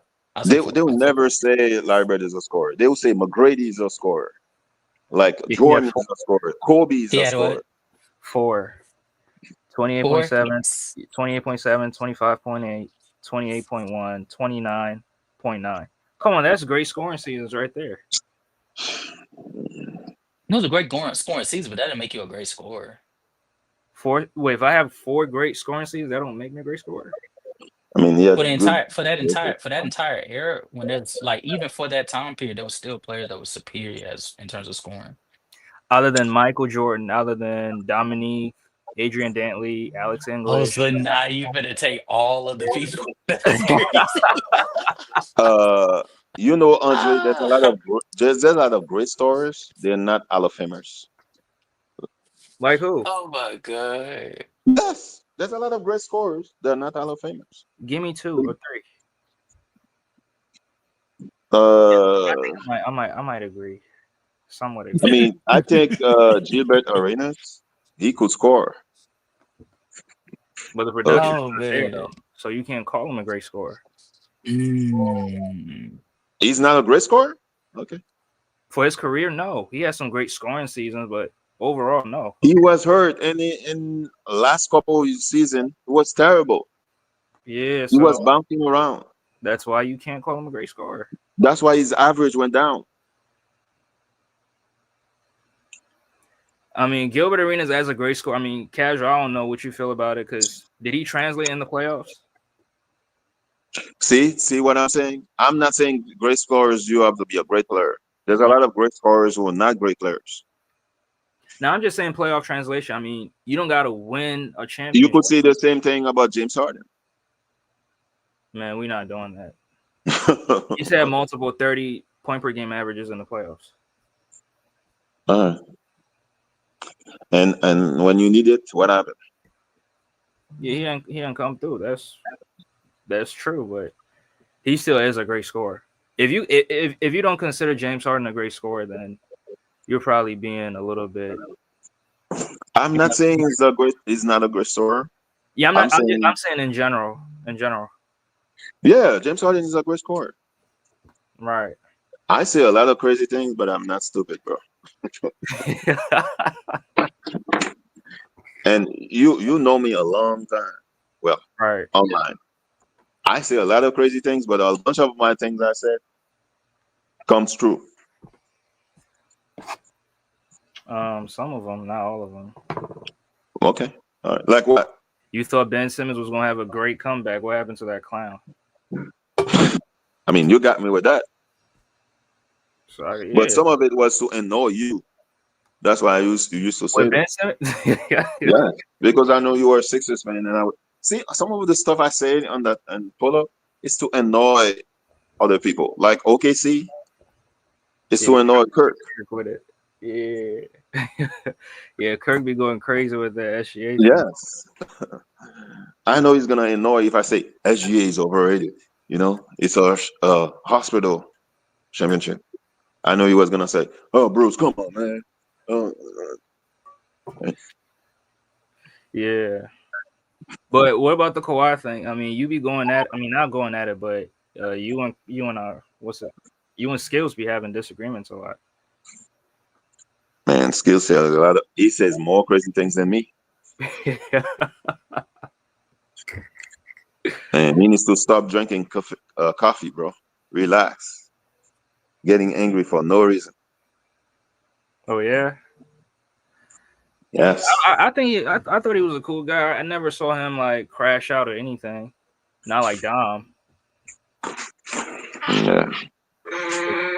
Some of the stuff I said, the Kawhi things, is to piss off Modelo.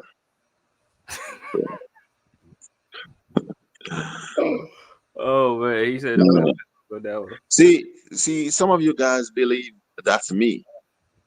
That's like a persona online, man. This is entertainment, man. Entertainment. I keep saying it, and you guys. Yeah. All of this online shit is just entertainment, though. See, when I get off on YouTube, hey, I'm back to real life. Okay. I don't lose sleep over this. Some people they lose sleep talking, oh, meet me over there at this city. I'm be in Atlanta in next week. Meet me. Yeah, it's 2025. Ain't nobody doing that no more. People don't lost their life over shit like that, though. That's crazy. That's crazy. I don't take this seriously. That's crazy. You know, those people they don't even know me. Why would I go lose my life for it? Come on, man. And I used to, hey, I was a witness. I was a witness. Okay, I keep saying it. Did he People say don't a believe it. witness? He did. Yes. Oh my Lord. Is this the first time you hear me, man? Yeah. I think so. Yeah, probably. Yeah. I have said worse things in this. The witness does nothing. I said low narrative. If you did, I probably just didn't. I didn't catch it. I didn't catch it. But I heard it. That's I was like, wait, what? Some of the things I say might seem funny because I have an accent and I don't enunciate like I should. But that's fine. Oh, no. I don't know. Well, but fuck it, we here. I'm part Korean, so sometimes Oh, the you way in part which I may Korean. say, Oh, I've been so watching sometimes those Korean drama. oh, okay. Hey, Part I'm Demon on that Slayer K watcher. drama splurge. Wait, K South or drama. North? You said what? South or north? Oh hell, I'm sorry. I'm not from there. My family isn't even like fully connected to it. But I have siblings and they're connected to my father, who's from North Korea. Is he North Korea? I think so. Yeah. Damn, I'm not North. I your yeah. father escaped it? Mm. Hey, come on now.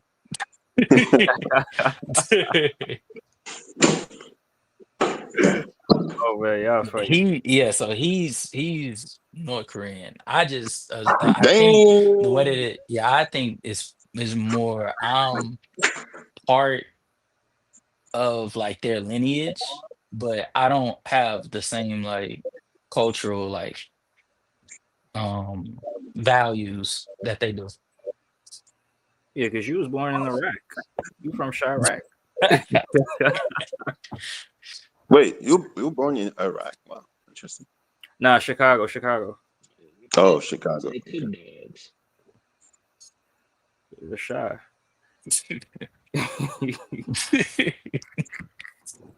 I mean, didn't Dennis Rodman go over there and try to whatever basketball there? Yeah, he was friends with the leader over there. I don't know his name, but Kim Jong Un. Kim Jong Un. Oh, it's okay. yeah. That's a little bit, yeah. But I'm getting ready to close out. But y'all All got any right, man. final Oh, for thoughts? sure, brother. For sure, brother. Always love. You let me know whenever you going live. Well, I got your notification, so I see it. And, it's always love between us. And then everybody knows the Bucks gonna suck. So all right.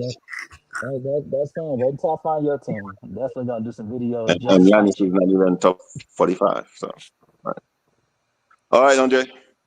All right, Ruth. Oh man, that was crazy. See, But he gonna bring the petty out of me. It's how far what team he likes. Oh man, I was shit oh, on he like them. the Clippers and Golden State. Oh man, I'm finna shit on. They still ain't got no center. The fucking Warriors got the Clippers took all the fucking centers, Letters, yeah. and the fucking Warriors ain't got none. Oh yeah, I'm finna shit on them. Let them not make the finals. Mm. Man, you did all of this just to come second place to OKC. Okay. I don't think they making the finals anytime soon. Mm-mm. Nah, not as long as Kawhi's there wearing his white t-shirt, his crispy white t-shirt and his blue jeans watching from the sidelines. Oh man, but the Clippers Yeah. are they definitely a threat though. Oh, I think during the regular season they should be a top five seed clearly this time around. Like it shouldn't be a question or anything whether they're gonna make the play in. This is a playoff team for sure. They got the depth, they got the guard play, they have the bigs that can play back up to Zubac. I like all of it. I like all of it. So you got them top five next year? Yeah, I got them top five. I think Yeah, solidified Kawhi's as gonna the be second best healthy. team in the Western Conference. Oh, And you then think? Dallas, LA, the Clippers, and Denver is all fighting for those last playoff spots. And then I think San Antonio is going to make the play in. Yeah, I agree. But who'd you have as the first and second? Thunder and the Rockets. Thunder and the Rockets. Yeah. Yeah, yeah. Yeah. I like what Houston did. I just don't think it's going to culminate to a championship because I don't want to be a KD hater, but I don't think KD is the guy that takes him over the hump. I think if anything, he is good to have him there to help Jabari Smith Jr. and Amen Thompson mature. Mm. You think he puts up 25 plus next year? I mean, he's KD, so I never say no, Right. but it won't be as clean, and it won't be like what he got the 25 that he was getting in Phoenix. If he do give 25, it's gonna be a little more gritty. Okay. But why do you think he can't get them over the hump? I mean, you got the Be- defenders. because that offense is still highly questionable. Um, I think especially like going up against, like I think they're for sure going to get to the second round, but I think as we saw with OKC versus Denver, like you have to meet a certain standard of executing down the stretch against them. Otherwise, they're just going to get you. They're going to get you out of there eventually because their offense chugs along like very like steadily. And so like for OKC, they were able to to escape because of, well, to be honest with you, injuries, but also because their defense was just that fucking good. Houston's defense isn't as good as OKC's, and what makes it even worse is their offense this season is going to be very reliant on KD's creation because that's essentially what they were doing against Golden State last year. They were just relying on Jalen Green's creation. So the only difference in the way that they played is instead of Jalen Green being their offensive focal point, now it's going to be KD, and Yeah, Sengun is just going to keep doing Sengun things. 20 and 10. 20 and 10. Mm-hmm. Yeah, I agree with what you're saying right there. Yeah, I think. Yeah, that's valid. Yeah. Yeah. But You no, I'm think? gonna let you go ahead and. Oh, what? Yeah. Last question. You think them losing Dylan Brooks? You think that's gonna affect them or? No, no, not as much as people making it out to be. I think Dylan Brooks was a great defensive wing for them, but they already got a slew of those. Like I think Amin Thompson has already made that jump to being like the best defender on this team pretty comfortably. I think Right. Jabari Smith Jr. has a lot to offer with his versatility, being 6'11", having his wingspan, but also being able to move his feet as quickly as he does. I like Tari Eason. I think he has just as much value defensively as Dylan Brooks, just without the 3-point shooting. They got a slew of wing defenders that can like suffice for them to give up on Dylan Brooks. So nah, I don't think they're gonna miss him as much as they people think they are. Okay. Okay. Yeah, I agree. I agree right there. But hey, Kaz, appreciate you for stopping by. For sure, brother. For I'm sure, gonna brother. definitely check out the video right after I get off this joint. So yeah, Hey, let appreciate it. me let me know what you think. Let me know what you think. I got you. All right, Sure. brother. All right, peace. All right, y'all. I didn't plan this, but hey, things happen all the time. So, but yeah, PG. Hopefully he can get healthy, and then we'll see where the Sixers how they look heading into training camp. But appreciate y'all for tuning in. Let me catch you guys on the next one. Peace.